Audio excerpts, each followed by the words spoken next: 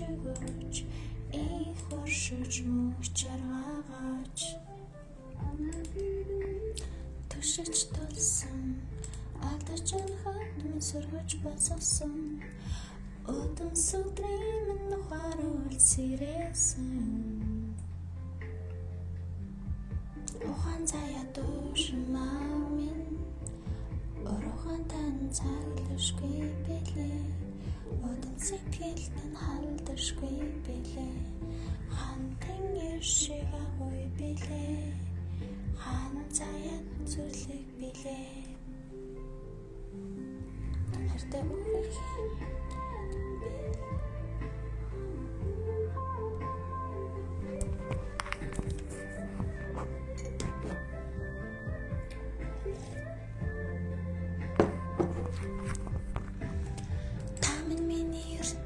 Билээ та бидний итгэл билээ та нутгийн салхин билээ та гэрийнхээ уулан билээ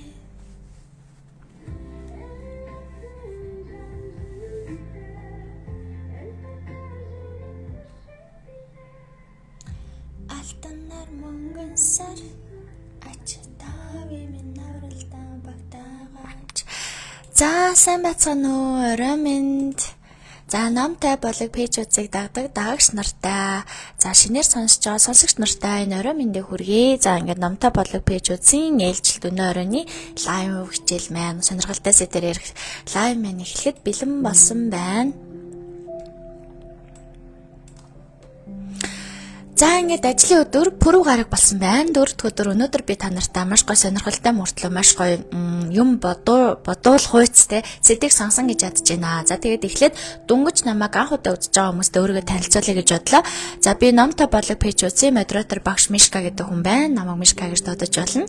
За би аура энерги үздэг, амьдралын код гаргадаг, за мөн бичгийн хэмээр бусдын амьдралын энергийн төвшинг задлж тайлбарлаж өгдөг. Яг одоо таны амьдралд энерги тань ямар байна, энэ энергиэс үүдэлтэйг яг одоо амьдралын мөчлөг тань ямар байна вэ гэдгийг тайлбарлаж задлж хэлж өгөхөөс гадна шалтгаангүй бясалгал хэмээх танхимын бясалгалыг чиглүүлэн заадаг, ярах бясалгал, бичих бясалгал хэмээх онлайн сургалтуудыг мөн чиглүүлэн боловсруулж заасан. За ийм хүн байгаамаа. За ингээд номтой болог пэйжүүдс маань бол миний дотоод ертөнц, миний өөрийн сүнслэг ертөнц байгаа. Би хүмүүсийг сүнслэг мэдлэгээр нь хангахын тулд энэхүү пэйжийг нээсэн. Энэхүү пэйжээрээ дамжуулан йог, бясалгал, амьдралын мөн чанартай тухайнтай холбоотой мэдлэг мэдээлэлтхэн, амьдралын мөн чанартай холбоотой мөн сэдвүүдийг сонгон лайв хичээл хийгээд 2 жил гаруй болж байна.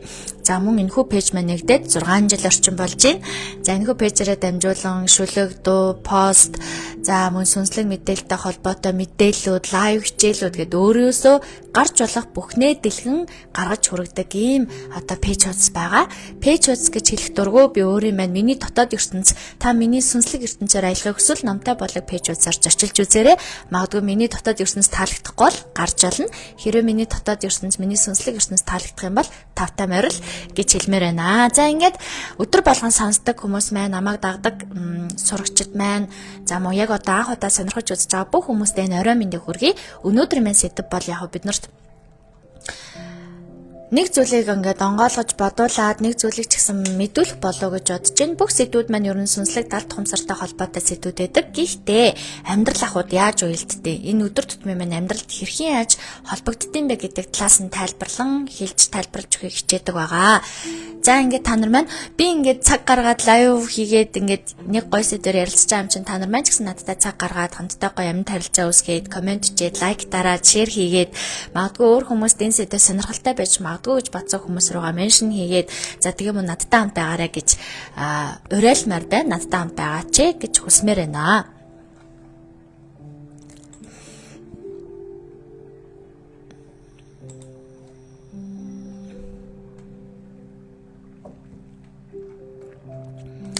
За өнөөдрийн сэдвийг сонгосон байгаа. Өнөөдөр гайхалтай сарны хүмүүсийн талаар та нартай ярьж өгье гэж бодсон. За энэхүү сарны хүмүүс нь ямар уч урдагтай юм бэ гэхээр ерөнхийдөө энэ дэлхийн ертөнцийн дээр чинь бурхан гэж байд юм уу? Бурхан ер нь ажиллаа хийд юм уу? Хийдгүй юм уу?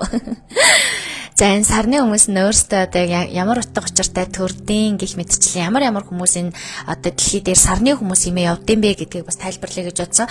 Энэ бол бүр үнэхээр сонирхолтой сэдв. Юу вэ гэхээр би өөрийгөө ингээд хүнчил судлаа тайгаад би ер нь ямар ур чадвартай юм бол те би ер нь ямар хуу одоо эрдэм мэдлэгтэй хүн юм бол би ер нь энэ дэлхийн ертөнцийн дээр ер нь ямар одоо зориг тэмүүлэлтэй төрсөн бол гэд ингээд өөрийгөө хайж байхдаа би маш олон зүйлүүдийг судалж исэн. Энэ үүний нэгэнд бол буддагийн сургаал, буддын одоо ситхардаг амьдралын түүх те за мөн муслим шашны Коран судар за мөн Bible гэж ярьдаг ч тийм гэх мэтчлэн ингээд шашинтай холбоотой хүн ер нь яагаад үүссэн, хүн төрөлхтөө яагаад үүссэн, хүмүүс яагаад төрдөө өгтیں, би бас яагаад төрсөн гэдэг ч юм уу тийм ингээд өөрийгөө хайгаад явж байгаа аяллаа эхлүүлж явахдаа энэ бүхнийг сонирхож уншиж судалж ирсэн. Тэгээ одоо ч гэсэн миний зүрх сэтгэл маш гоё гүн гүнзгий үлдсэн. Одооны миний амьдралыг харах ертөнцийг үзэх үзэлтэй нэгт холбоотой байдаг учраас өнөөдөр та нартайгаа хуваалцъя гэж бодсон. Өнөөдөр одоо би нэг гоё бэлүү гаргаж ирээд хамтдаа хувааж идэх гэж байгаа юм шиг маш гоё сэдвийг бас гаргаж ярьж байгаа болов уу гэж ингэж бодож байгаа.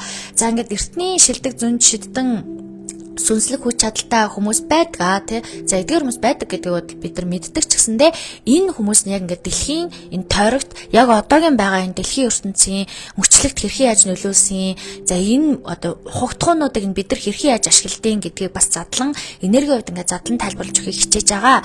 За энэ юунд хэрэгтэй? Энэ сэдв нь юунд хэрэгтэй? Амьдралд ямар хэрэгтэй гэхээр хүмүүс ч одоо ингээд Холливуудын одмодуудыг яаж амьдрдаг, яаж одоо тий багаас эхэлсэн, яаж амьдралынхаа хатуу хөтөг туулсан гэж сонирхоод байдаг шүү дээ. Гэтэ эдгээр хүмүүсийн амьдралаас илүүтэйгээр ерөн зүнж удган энэ сүнслэг энергитэй сарны хүмүүс өөрөө амьдралд бүр бидний амьдралд өдөр тутамдаа маш гайхалтайгаар нөлөөлж идэг. Тэгээ ийм чухал зүйлийг сонирхгүй ижээж зүгээр нэг энгийн хүмүүсийн ч юм уу идэж uuсан ч үгүй ерөнхийдөө бол яг болно хамаагүй зүгээр. Гэхдээ илүү сонирхолтой хүмүүсийн амьдрал ч гэсэндээ байдаг шүү гэдгийг бас сануулъя юу гэж бодсон. Тэгээ мэдээж энэ одоо сүнслэг хүмүүсийн талаар бид нар мэдснээр бидний өөрсдийн өнөөдрийн сүнслэг мэдлэг ойлголт итгэл үнэмшилт бас нэгт холбоотой юм болов уу гэж ингэж бодож энэ сэдвийг сонгохоор болсон юм аа. За ингээд дэлхий дээр ерөн сүнслэг одоо тэгээд зүнж мэргэд ямар хүмүүс байсан бэ? Мэдээж олон байсан. Гэхдээ бидний маш одоо сайн мэддгээр бол Нострадамус гэдэг хүн байна. Пипигор байна. За Гермес байна. За Милдред байна. Гэх мэтчлэн ингээд Василик Мисэн байна. Гэх мэтчлэн ингээд зүнж төлөгч сүнслэг хүч чадалтай хүмүүс байгаа. Эдгээр хүмүүс ямар зорилготой яагаад энэ дэлхийн ертөнцийн урилга аван хүрэлцэн ирдэм бэ гэдгийг та нартайгаа хуваалцсангаа нэг нүгэ ярилцъя гэж бодлоо. За өнөөдөр маш олон хүмүүс байгаа ч гэсэндээ би энэ одоо хүмүүс эдгээр зүнчид төлөгчдтэй замд бурхны ажил тусалдаг сарны хүмүүсийн талаар 3 хүний түүхийг одоо хуваалцъя гэж бодсон. Яагаад гэвэл илүү одоо надын сонирхлыг илүү татдаг байсан гэх юм уу. Би өөрөө энэ 3 хүмүүсийн түүхэнд бүр дуртай, бүр дорлдог. Та нар маань ч гэсэн энэ 3 хүмүүсийг мэддэг ч гэсэндээ илүү ингээд яг өнөөдрийн сэдвийг сонгохоор илүү сайн ойлгох юм болов уу гэж ингэж бодож байна. За ингээд 3 хүний түүхийг ингээд дурдаад ярилцж байгаа хоорондын дэлхийн бас ингээд гой сонирхолтой мэдээлэлүүд задлагдах болов гэж би бас бодож байна. За би өөрөө ерөнхийдөө сүнслэг эртний мэдлэгт ингээд багаасаа дурладаг, сонирхдаг, иймэрхүү төрлийн ном судар уншдаг, өөрөө багаасаа ингээд зүуд яагаад хүнд ирдэм бол яагаад ийм гой сонирхолтой зүйлүүд зүүдлэгдэм бол гэх мэтчлэн зүйлүүдэд ингээд бүр багаасаа татагддаг байсан. Би өөрөө багада нэг одоо зүүдэлдэг, тэр зүүдийг дахин зүүдэлдэг байсан учраас тэр зүүд ингээд яагаад миний зүүдэнд ингээд тавтагдаад идэм бол энэ одоо ямар учиртай бол гэдэг энэ сонирхолтой яагаад гэдэг асуултынхаа араас ингээ явсаар байгаа эдгээр хүмүүсийн түүхийг унших, судлах, мэдэх. За даашаа цаашлаад энэ сүнслэг зам руу орох, сүнслэг ажлыг хийх ийм утга учиртай болсон юм аа. За тийм учраас та нар маань ч гэсэндээ өөрийгөө хайгаад явж байгаа бол энэ дэлхийн ертөнц хүн яагаад үүсдیں, төрдیں, бид нар яагаад ингээ өхөө төрөөд идэв ч гэдэг юм уу те. Энэ зүйлүүдийг мэдхийг хүсэх юм бол бас энэ сэдв та нарт маань сонирхолтой байх болов уу гэж бодож байна. Өнөөдөр би амьдралдаа одоо хийж байгаа ажлынхаа талаар ч юм уу сургалтуудынхаа талаар ярих гэхээс илүүтэйгээр та нартай цэвэр ингээд дэлхий дээр ямар сонирхолтой хүмүүс байсны талаар ярих гэж бодсон. Тийм учраас хэдүүлээ өөр сэдв рүү хазаахгүйгээр яг энэ гоё эртний шилдэг зүнж мэрэгд те сүнслэг хүч чадалтай хүмүүсийн талаар хамтдаа мэдээлэл хуваалцъя гэж бодсон юм аа. За ингээд өнөөдрийн миний ингээд сонгож байгаа яагаад энэ сүнслэг хүмүүс төрдөм бэ? Яагаад сарны хүмүүс төрдөм бэ гэдгийг эхлээд та нартай ингээд тайлбарлал өгье гэж бодлоо. Тэдгээр хүмүүсийн одоо үүрэг нь юу юм, онцлог нь юу юм те? Энэ бол ингээд бүр маш гоё гайхалтай сэдв байхгүй юу? Бүх хүмүүс ингэж боддог штэ те. Шинжлэх ухаан айгуугчтэй, шинжлэх ухаан одоо ингээд бүх юмыг тайлаад гаргаж ирээд одоо томьёо энэ одоо техник технологи юу гэдэг те. Эдгээр зүйлүүдийг шинжлэх ухаан гаргаж ирсэн юм шиг боддог. Үнэн дээ энэ сарны хүмүүсүүдийн гаргаж ирсэн ойлголт сарны хүмүүсүүдийн сарны буюу Тэнгэрийн бурхтын туслагч гэдэг эдгээр хүмүүсийн гаргаж ирсэн философи, эдгээр хүмүүсийн гаргаж ирсэн нээлтүүд тахгүй юу. Тэгээ энийг болохоор яг хүмүүс ингээд илүү орчин үед, илүү мэдээлэлтэй болцсон үед, илүү ном судар бичих цаас үүссэн үед ингээд шинжлэх ухаан тэрийг нь илүү ашиглаад хөгжүүлээд эрүүл мэндийн салбарт, эмнэлгийн салбарт те за шашны салбарт за мөн одоо боловсролын салбарт ашиглчихсан учраас шинжлэх ухааныг энэ бүхнийг үүсгэсэн, ойлгочихсон гэж боддог боловч үнэндээ энэ тоо томьёо бидний өдөр болгон хийгээд байдаг хууль, дүрм, ёс, дүрм бүгд сүнслэг хүмүүс буюу бүгд далд тухамсараас эхлэлтэй.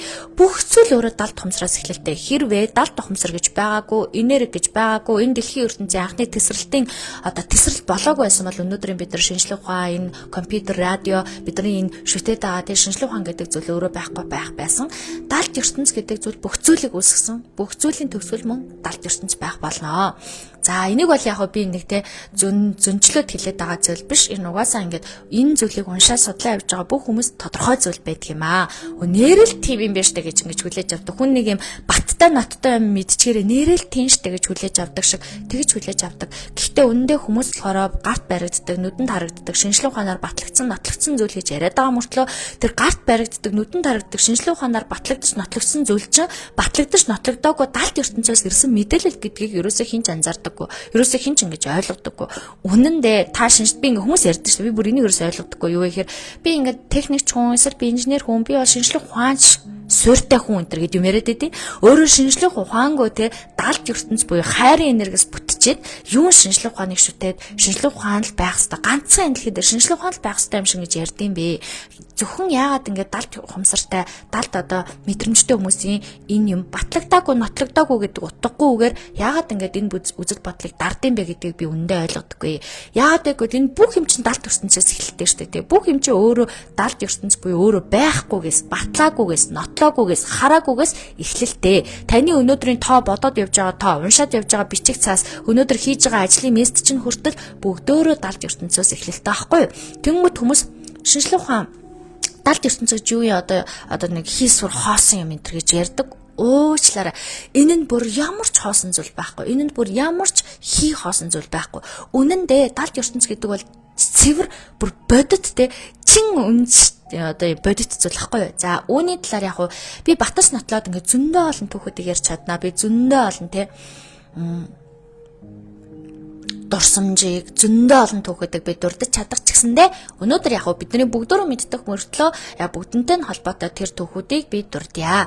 За ингээд сарны хүмүүс гэж юм бэ? Эхлээд тэдрийгээ хэдүүл ойлгох хэрэгтэй. Сарны хүмүүс гэдэг нь бол ерөөсөө энэ дэлхий дээр тодорхой 100 бурхан тослох үүрэгтэй сүнсэн нөрөө цэвэр ариун те цаанаас угаас юм зоригтой энэ бурхтын буюу тэнгэрлэг энерги өөрөө дэлхий рүү урьж авчирдаг тийм хүмүүсийг сарны хүмүүс гэж хэлж байгаа.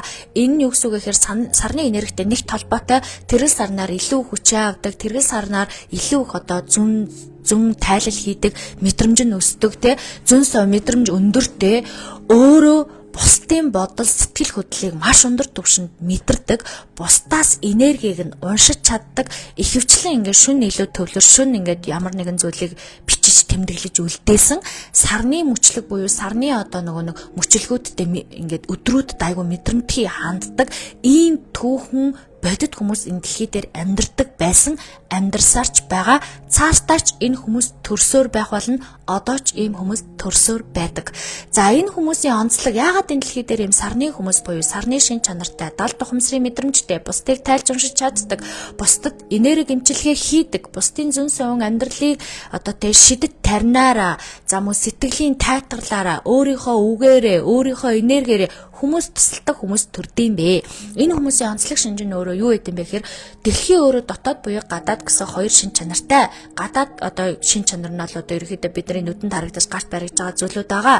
Гэтэл өөрөө дэлхийн гүн рүү ороод шумбахаар дэлхийн өөрөө ертөнц өөрөө дотоод мөн чанартай буюу дотоод сүнслэг одоо мэдрэмжтэй. Тэр дотоод сэтгэлийн дэлхийн өөрөө амьд, дэлхийн өөрөө сэтгэл зүйтэй, дэлхийн өөрөө юм одоо мэдрэмжтэй сүнстэй.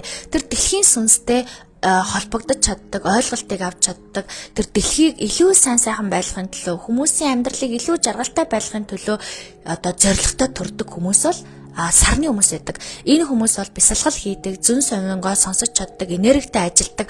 Ингээд амьдралын практикаас шууд цэцэн цэлмэг ухааныг татаж оруулаад түүнийгээ бусдад дэлгэж, зааж, сургаж, задлж, тайлбарлаж өгдөг хүмүүсийг сарны хүмүүс гэж хэлж байгаа. За энэ хүмүүс яагаад ийм сарны хүмүүс болдог гэхээр эдгээр хүмүүс бол цэвэр дотоод аялагчд таахгүй. Цэвэр дотоод сүнсний аялагчд. Энэ хүмүүс ингээд өөр газар руу, өөр улс орн руу зүнхээ өрөөд, үргэвчээ өрөөд аялдаг шиг энэ хүмүүс бол хүмүүсийн дотоод зүүн сэтгэл рүү гүнзгий мэдрэмж рүү аялж чаддаг хүмүүс байдаг. Тэдгээр хүмүүс ингээд дотоод энерги рүү, дотоод бие рүүгээ танин мэдхүү рүү чиглүүлэн аялсныхаа ачаар багш болох үүрэгтэй төрдөг. Энэ сарны хүмүүс бол сарны хүмүүсийн онцлог бол тэгтээ тэргүй цаанаасаа багш сүнс болох гэж төрдөг. Багш гэдэг мэрэгжил бол ямар нэгэн сургууль сурж олж авдаг мэрэгжил биш. Энэ бол цаанаасаа төрдөг мэрэгжил. Энийг ямар нэгэнтэй диплом юу гэдэг сертификат харуулж явдаг биш. Багш хүмүүс гэдэг бол дотоод ертөнц рүү ингэж шумбаж, зөгнөж бясалгаж чаддаг. Тэндээс авсан мэдээлэл бусдад харамгүй зааж чиглүүлж чаддаг. Заахта цэцэн цэлмэг хүмүүсийн л ойлгодог хэлээр биш те. Хамгийн дөрөв тэнэг мангар хүнч ойлгохоор тийм амар хэлбэр байдлаар зааж чиглүүлж дэлгэрүүлж чаддаг хүнийг дотоод сүнсний багш гэж хэлээд байгаа маа. Ийм хүмүүс угаасаа үе үедээ орон болгонд цаг хугацаа бүрд 100 болгонд угаасаа тодорхой тоогоор угаасаа цаанаасаа төрдөг. За ингээд ийм хүмүүс дэлхий дээр бол бүр алдартай, бүр сүнслэг хүчээр үлгэр домог юм шиг болсон хит хитэн хүмүүс байна. Тэдгээр хүмүүсийн түүхүүдэд би үнэхээр хайртай, үнэхээр дуртай. Тэдгээр хүмүүст би одоо ч гэсэн залбирал мөргөл хийж, одоо ч гэсэн талархал дэвшүүлдэг. Яагаад гэвэл энд ямар хамаатай гэж бодож ш магадгүй. Гэхдээ үнэхээр надад чин сэтгэлээсээ хамаатай байсан. Миний амьдралын өдөр тутмын амьдралд эдэж ууж байгаа бүхэнд миний чин шугам, итгэл үнэмшил бүх зүйлтэй хамаатай байсан учраас би энэ сарны хүмүүс гэдэг эрт дээр үеийн маш хүчтэй хүмүүст өдөр болгон залбирч мөргөж талархаж ингэж явдаг. За ингээд дотоод аяллыг эхлүүлсэнтэй энэ хүн гэж юу яах гэж төрдөг, хүн юу яадаг, хүмүүст юу хэрэгтэй гэдгийг бодож төвлөрч бясалгаж гаргаж ирдэг юм тогтун зүүн совинтай эмзэг мэдрэмтгий дотоод ертөнцийн маш торгон тансаг эдгээр хүмүүс бол угаасаа ингээд сарны шин чанартай байдаг. Юу гэсэн үг гэхээр багаасаа зүүн совинтай, багаасаа зүг дээрээ дамжуулан мэдээллийг авдаг, 50 орчинд байх дуртай, мөн урлаг хөгжим, уран сайхны буюу гооцон мэдрэмжинд маш их татагддаг. Тэдгээр мэдрэмж нь өндөр түвшинд хөгжсөн. Хинээрч заалгааргүй, хинээрч чиглүүлээгүй, хинээрч тэр ур чадвараа хөгжүүлэх гэж дадаагүй, дасгал хийгээгүй бэжэж та цаанаасаа л зүгээр уран яруу өгнө, уран цэцэн цэлмэг өгнө, уран яруу тансаг хөгжим тэр бүхэн ингээд цаанаасаа л өөрөөс нь төрж идэг. Тийм хүмүүсийг бол сарны хүмүүс гэдэг байгаамаа. Сарны дотоод аялагч, дотоод бясалгагч хүмүүс гэж үздэг.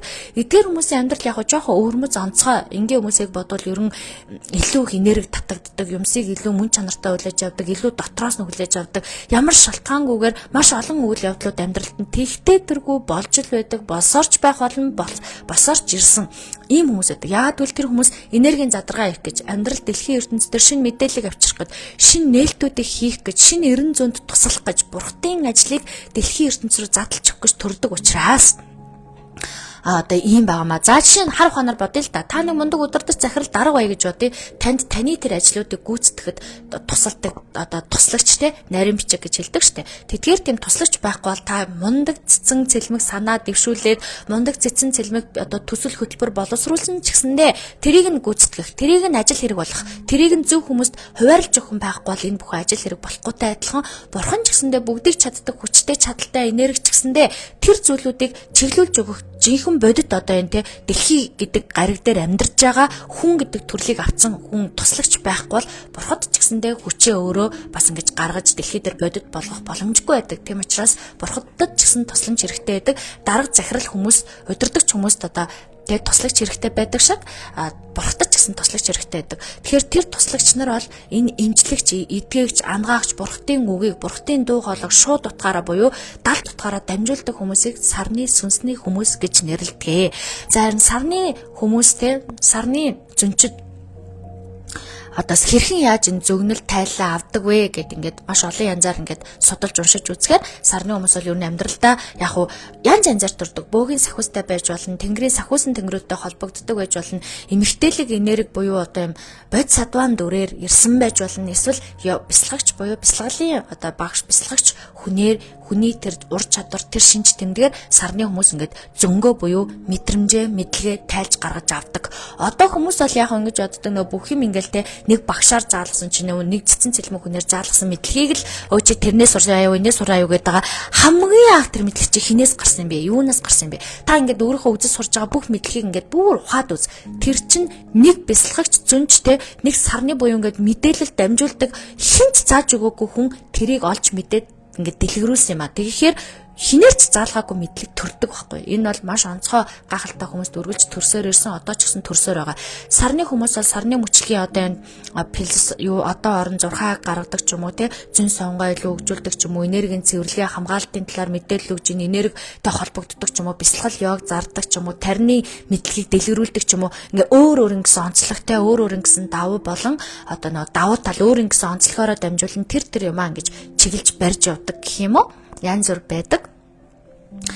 За ингээд ийм хүмүүсийг сарны хүмүүс, сарны зүнчид гэдэг байгаа. Ийм хүмүүс бол дэлхийд дээр маш олон төрсний. Өнөөдөр би Мосиг, Пипигорыг, за мөн Василик Мисэн буюу дэлхийн гахалтай зүнч энэ гурван хүний түүхийг хуваалцнаа. За миний өөрөө маш дуртай дандаа ярьдаг те дандаа ч яг хит удаа ингээд нэг ярьжсэн, дурджсэн гэхдээ айгу тооч байдлаар дурджсэн би агуу зүнч Мисэн одоо Мисэнгийн одоо юг амьдралын түүхийг өнөөдөр та нартай хуваалцаж энэ энергийн задрагаа хийя.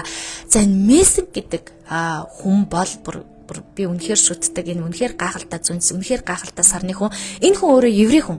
За еврей хүн мөртлөөнөөсөө ерөөхдөө нас барахтаа Оросд нас барж байсан. Тийм хүн Оросд нэлээд олон жил амьдарсан. Яагаад гэвэл энэ хүн дэлхийн 2 дугаар дайны зөвнөлийг хэлсэн учраас ийм байгаа. За энэ агуу одоо Мессинг гэдэг энэ зүнж болохоор юуг зөвнсөн юм бэ? Юу хийсэн бэ гэхээр дэлхий дээр бурхан байдаг гэдгийг бид нар баталж өгсөн юм а. Энэ хүний түүх өөрөө бурхтын түүхийг буюу бурхан үргэлж сатаныг буюу дэлхийн ертөнцийн сөрөг энергийг даардаг, даардаг, дээлдэг гэдэг одоо тэр зүйлүүдийг бидэрт баталж өгдөг. Тэгэхээр энэ Мессингийн түүх бол энэ амьдралын нэлээд том энергийн задрагаануудыг хийж өгдөг хүн байдаг. За би Мессингийн яг ингээд төрсөн он сар өдөр нь 1899 онд энэ хүн төрсөн. Еврей гаралтай хүн. Энэ хүн төрөгтэй анханасаа ингээд саран татагддаг. Тэргэл сартаа өдөр өөрөө ухаангүй ингээд босоод тэргэл сарнаар ингээд юм яриад байдаг. Сартаа холбогддог. Зүү дээрээ зүн хилдэг. Тим хүүхдээсэн. Ээж аав нь яг тэр үед мэдээж 1800 он им энергийн задаргаа явагдааг байсан учраас хүүхд нь яагаад тийм төрснөг мэддэггүй. Яагаад тийм төрснөг мэддэггүй болохоор жоохон айдаг имээдэг. Энэ жоох муу амтай юм байна. Юм ингээд зөгнөд хэлсэн чинь муу амтай юм байна гэж ойлгоод ээж аав нь нэлээ ядуу тарчиг амьдралтай байжгаад нэг л яг нөгөө амь зуулгыг ингэж залгуулдаг нэг л одоо эмэгтэй одоо хээлтэй гэдэг үлээ те хээлтэй үнэтэй байсан чи тэр үнэ ингээ удахгүй өөх гэж байгаа өөхөх насанд болцсон гэдэг Мессэн гол зөвгөнсөн чи ээж аав нь ерөөхдөө одоо энэ одоо муу яруу хөхт юм байна гэж бодоод аав нь ингээд маргааш нь ингээд зарна өөр айлд өргүүлнэ гэж тэгж яхад нь Мессэн өөрөө шүнэн сонсоод гэрээсээ цухтаага явдаг. Багадаа бол маш ядуу тарч өгсөн, хоолнд гүйсэн тийм хөвгдөд. Шүн цухтааж аваад ингээд маш амьдралын зовлон зүтгөр үзээд гудамж шумдамжинд хоноод ингээд явж байхдаа нэг юм одоо юуны хүмүүстэй нэг юм судлаач профессор хүмүүстэй тааралдаа тэтгэр хүмүүс нь бол ер нь тэр хүүхдийг авьяастай юм байна гэж боддог. Өгцөн цогцос байхдаа тааралддаг. Тэгээ цогцос юм байна гэж ойлгосон чинь тэр хүнийг цогцсон ингээд хадгалдаг тийм морг гэж хэлдэг шүү. Моргонд ингээд хадгалаад 14 хоног болсон чинь 14 хоногийн дараа нөгөө хүүхэд нь амилчдаг. Амилаад ингээд босоод ирэнгүүт нь нөгөө нэг одоо профессор тэр судлаач хүмүүс нь за энэ бол ингээд яалтч хөгцсөн байсан, үнэхээр хөгцсөн байсан ингээд сэржин гэдэг бол энэ ямар нэгэн утга учиртай үнийг судлаа гэдэг тухайн үедээ өөрөөсөө одоо тийм эмч одоо судлаач хүмүүс байсан учраас янз бүрээр судлах гад ингээд ярьж үдээ асуулт үзээд тэр хүнийг агуу юмыг зөвнөж хэлдэг талаар олж мэддэг. Юу вэ гэхээр Мессэн өөрөө ганцхан зөвгөндөггүй айгүй олон ур чадвартай. Юу вэ гэхээр гипноз ч юм буюу маш гой хүнийг ингээд нэр шууд одоо ховстож чаддаг, ховстсон ингээд дэлхийн зөвнөлийг буюу ирээдүг харж чаддаг хүн мөн бусдын одоо нөгөө нэг бусдыг удирдах чиглүүлж чаддаг гих мэтчлэн айгүй гой ингээд олон ур чадвартай. Тэгээд энэ хүн бол амьдралынхаа туршид өөрийнхөө ур чадварыг би яагаад ингэж төрсөн бол гэдгээ таньж мэдгээд ойлгох гээд угаасаа чадахгүй байсаар байгаад 75 наснда нас барсан байлээ. Бас айгүй өндөр нас ирсэн байлээ. 1899 оны 9 сарын 10 төрсэн байлээ энэ хүн. 1974 онд нас орсон байлээ. Ингээд энэ хүнийг 40 настай байхад нь дэлхийн 2 дугаар дан болсон байлээ. Тэгээд энэ дан өөр аягүй сонио. 1900 буюу энэ хүнийг одоо 1939 онд дэлхийн 2 дугаар дан 9 сарын 1-нд одоо дууссан байлээ. Тэгсэн чинь энэ хүн өөрөө 9 сарын 10 турсан байгаа байхгүй юу? 91 гэдэг тоо. Тгийг хасах юм бол 91 гэдэг тоо. Гэтэл дан өөрөө 91 гэдэг тоон дээр бас ингээд эхлээд дуусахдаа 9 сарын 2-нд буюу 92 гэдэг тоон дээр дуусчихсан юм байлээ. Дэлхийн 2 дугаар дан бол 6 жил үргэлжилсэн. 6 жил дэлхийн бүх хүмүүсийг одоо маш олон 70 сая гаруй хүн энэ дэлхийн 2 дугаар данд үхэж нас орсон. 70 сая гаруй хүн гэж боддоо бүхэл бүтэн нэг одоо тий баг 2 3 одоо улс орныг нийлүүлсэний хэмжээтэй одоо хүн ам нас орсон байна. 6 жилийн хугацаанд 70 сая хүн ам нас орсон дэлхийн 2 дугаар дан гэдэг бол маш том зүйл, маш урт үргэлжилсэн тий маш хэцүү хамгийн амжигтай том үргэлдэн зөрчилдөөн байсан. Энэ данд зөвлөлт холбоотой Орос улстай бидний мэдэх Америк нэгдсэн улс, Их Британи, Франц, Хятад гэсэн энэ 5 улс нэг тал болж исэн. Тэгэхээр энэ 5 улс ямар сөрөг хүчинтэй дайдчихсан гэхээр Герман, Япон, Итали гэдэг холбооны 3 одоо энэ холбоотон болж энэ 3 улс оронтой дайдчихсан юм байна. Ингээд 6 жилийн турш энэ 5 орн энэ 3 оронтой дайдчихсан. Энэ үеэр нөгөө нэг Хирошимыг дэлбэлсэн Перл Харборгийн Сувдан эрэг гэдэг Америкийн Сувдан эргийг дэлбэлжсэн гэдээ бидний үзэж идэг кино, ши зүзэг бүх юмд гардаг энэ түүхүүд чинь энэ жилүүдэд өрнөсөн юм а. Энэ жилүүдэд өрнөд энэ 6 жилийн дотор болж өнгөрсөн зүйл байдаг юм а. Энийг хэн удирдах одоо сөрөг хүчнээс хэн удирдах манлайлж байсан гэхээр германчуудад хэн тусалж байсан гэхээр японочууд, италичууд.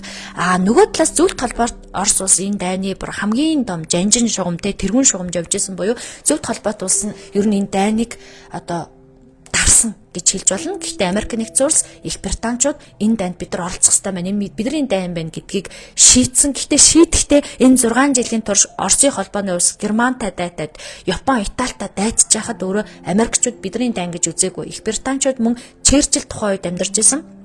Черчилль Их Британи ч нөөрэө хаантай байсан, хаан засаглалтай байсан. Хаан нөөрэө Английн одоо тэр парламентын тэргүүнийг сонгодог байсан. Тэгээд Черчиллийг тухайн үед ингээд сонгох гээд бүүн одоо маргаан зөрчил болоод одоо хоорондоо ингээд тэмцэлдээд хаан өөрөө дайнд оролцохыг хүсэжсэн ч дайнд оролцож болохгүй, илэрхийлж болохгүй байсан. Ягаад гэвэл илэрхийлжүүл ард түмэн чи бид бүгдийг одоо дайтай, аюултай байдал руу оруулаа гэхээс учраас нөгөө ерөнхийлөгч гэдэг шиг ерөнхийлөгч хүнээ сонгоод тэр хүн ингээд маш зоригтойгоор энэ дайн яг одоо болж байгаа энэ дэлхийн дайн бидэн ч гэсэн ирнэ. Хэрвээ бид нар энэ биднээс хол олж байгаа те энэ дайн биднэрт хамаагүй гिचх юм бол хизээ нэгэн цаг бидний дайн болно гэж үзээд Черчилль гэдэг хүн өөрөө энэ дайнд оролцохын одоо бас шийдвэрийг гаргаад Их Британичууд Америк нэгдсэн улс зөвлөлт холбоот улсын араас нь тусламж болж очоод энэ дайнд дууссан байдаг. Франц, Хятадууд бас тусалсан байдаг. Гэхдээ яг бодит утгаараа гэхээс илүүтэйгээр ер нь ингээд одоо дайнд ямар нэгэн байдал одоо тусламж өгж тусалдаг штэ, цэргийн хүч ч юм уу, эд баялаг мөнгө, зэвсэг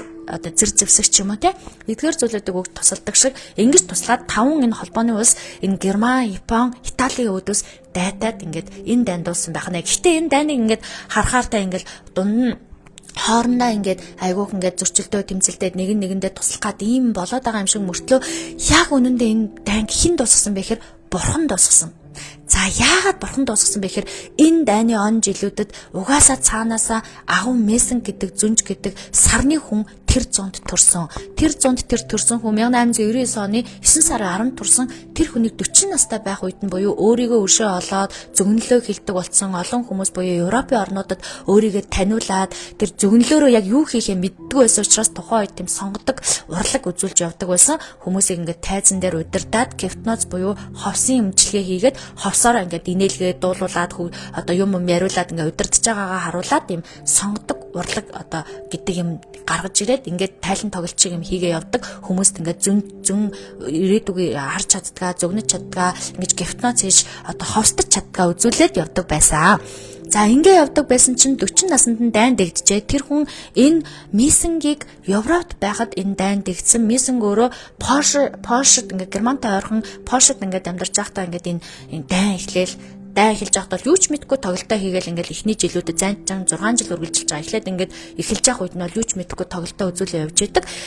Тэгсэн чинь дайнд ингээд яг ингээд дайны эд дундаа ороод ингээд явж явах үед нь маш олон хүмүүс ингээд чи тийм их одоо сайн ингээд зүнчин бол чи ингээд ирээдүг зүгэн бол энэ данд хэн ялах вэ гэж хэлээч гэд нэг тоглолтын дээр нь асуудаг. Мессинг өөрөө энэ данд Герман хэрвээ одоо дайтаж те төрүүлж одоо алхам хийж ингээд төрүүлж Орос руу хөдлөх юм бол Германчууд буюу Гитлер ялагдана гэдэг зөгнөлийг хэлдэг. За энэ ингээд хүн ингээ харахаар ингээд нэг ямар нэгэн зүгээр энгийн зөгнөл юм шиг мөртлөө үнэндээ эндний ард хэн байгаа вэ гэхээр далд ертөнц буюу бурхан байгаа.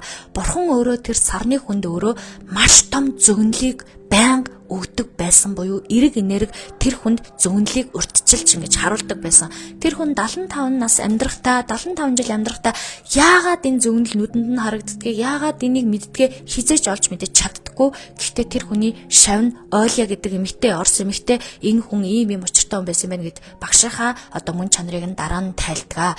Бурхан гэдэг зүйл бол жинхнээсээ байдгаас гадна 6 жил тэг Герман буюу маш аимшигтай сатаныг хөө сөрөг энергийн толгойлогч бурхтас сүнсээ зарсан хүн удирдаад хүмүүсийг мянгаар нь тогоон чанаад мянгаар нь товч савн хийгээд мянгаар нь үсийг нь хусаад энгийн ямар ч гим зэмгүй хүмүүсийг зөвхөн өөрөөс нь илүү ухаантай болохоор еврей хүмүүс бол маш ухаантай оюуны потенциал сайтай хүмүүс байсан. Еврейчүүдийг өөрөөс нь илүү ухаантай болохоор нь одоо үзэн ядаад те өөрөө нэг багадаа нэг хохирчин байр суурьтай гэдэг шиг 10 жилээс амжилт үзүүлдэггүй хинч тоогддгүй найз нөхөргүй байсан Гитлер. Тийм хүн Гитлерийн би түүх буюу амьдралын түүхийн номыг уншижсэн. Тэнд бол тэр хүн бол ерөнхийдөө одоо үеэр ингээд задлаад ярихад тийм травматай, үүлийн үртэй тэрэндээ өөрөө яг одоо нөгөө нэг хин шиг жокер шиг хүн байсан байгаа байхгүй ингээд нийгмээс юм асуудал авцсан те.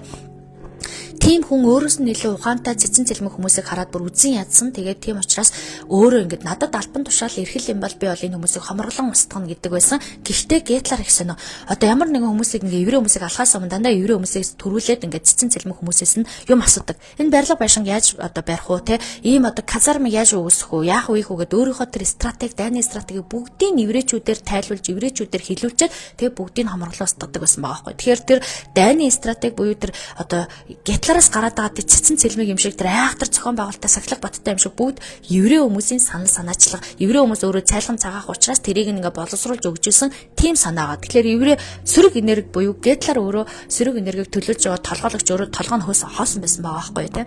За ийм байсан байна. Тэгээд энэ зөгнөл гарч ирсэн бурхан өөрөө албаар эрэг энерги өөрөө энэ хүүтэндээ энэ олон жилүүд 6 жил үргэлжлэх энэ аимшигтай олон мянган хүн өгөх энэ дайныг дэлхийн хүмүүс өөрсдөө дуусгаж чадахгүй юм байна те. Энэ бол цаашаа маш аимшигтай үргэлжлэх юм байна гэд бурхтын тусламж орж ирж байсан. Тэр бурхтын тусламж энэ үе өөрөө тэнгэрийн алга хаагдсан бурхтын энерги ингээд тусламж үзүүлэх айгүй хэцүү цаг үе байсан ч гэсэндээ бурхад өөрөө сарны хүнээр дамжуулж буюу өөрийнхөө цэвэр сэтгэлтэй туслагч хүнээр дамжуулж тэр хүнд зөгнөлийг буюу ирээдүг харуулад тэр ирээдүйн үг өнөөдрийн дэлхийг бий болгосон юм а.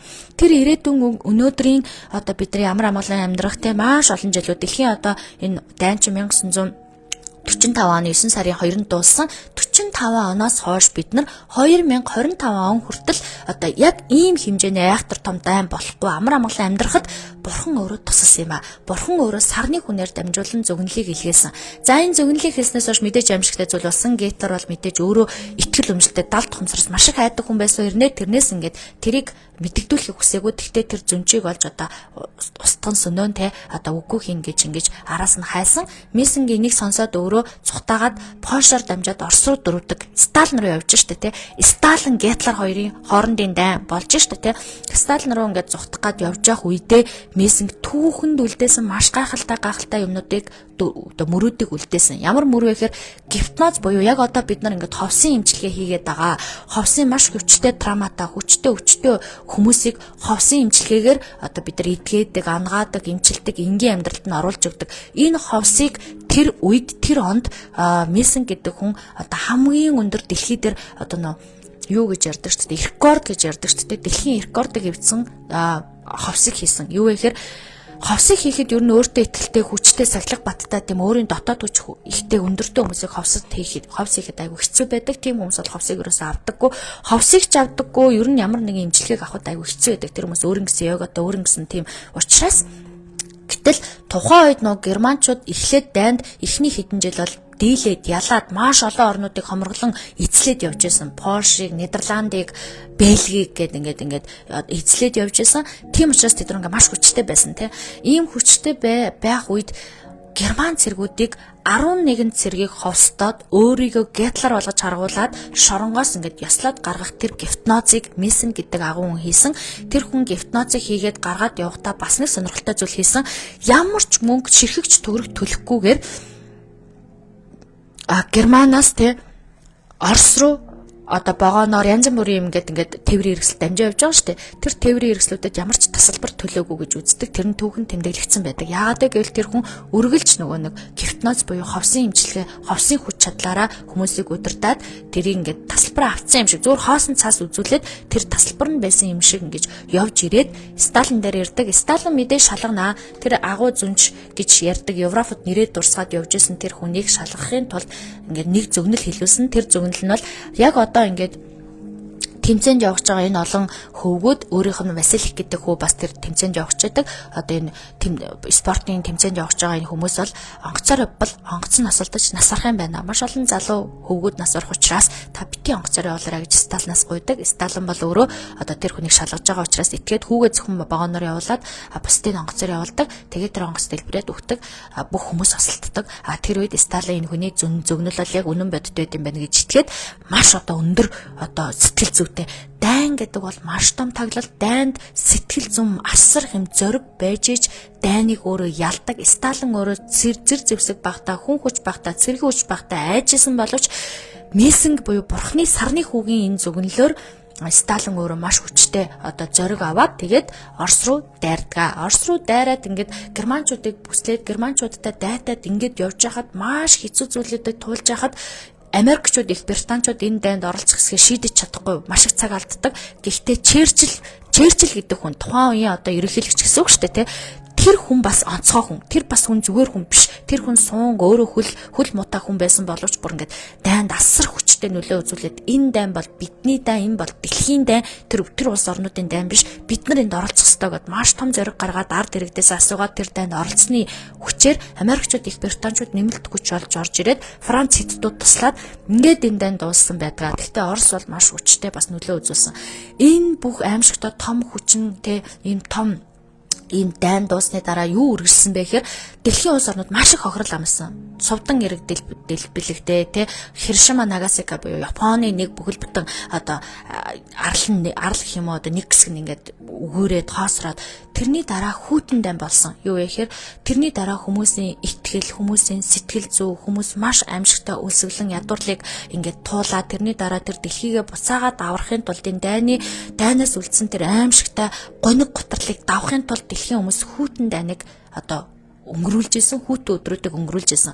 Энэ өдрүүдэд хин гэрэл гэгээ хин нарны гэрэл болж ирж исэн бэ гэхээр бурхны итгэл буюу хүмүүсийн залбирал, хүмүүсийн бясалгал, хүмүүсийн итгэл, хүмүүсийн хүүхд тэнгэр өөрөө одоо итгэл өмшил болж исэн гэж байгаа байхгүй юу вэ гэхээр хүмүүс цэнхэр цайлган цагаахан цэнхэр тэнгэрийг хараад өдөр бүр хэнийг ч одоо ялгалгүй тусдаг алтан нарыг хараад газар шороо, хөрш шороо өөрөө энэ дайн, энэ аимшигтай зүйлийн араас ч гэсэндээ эдээ будаа тариа будаага өгжсэнийг хараад бурхан гэж үнэхээр байд юм байна. Бурхан гэдэг бол бүхний хүчин байна гэдгийг мэдээд цөхөржсэн. Уйдхар гунгаа даваад хин одоо нөхөргүй болсон, эхнэргүй болсон хоорондоо гэрлээд одоо аавгүй болсон, ээжгүй болсон өнчийн хүмүүсийг би энэ аавтаа амьд байгаа хүмүүс нь өргөж аваад энэ аимшигтай он жилүүдийг даваад өнөөдрийн бидний 2025 онд дэлхийд технологиор, эрүүл мэндийн салбараар, боловсрлоор хөгжсөн одоо энерги бясалгал гэдээ яриа явж байгаа үе дээр явж байна.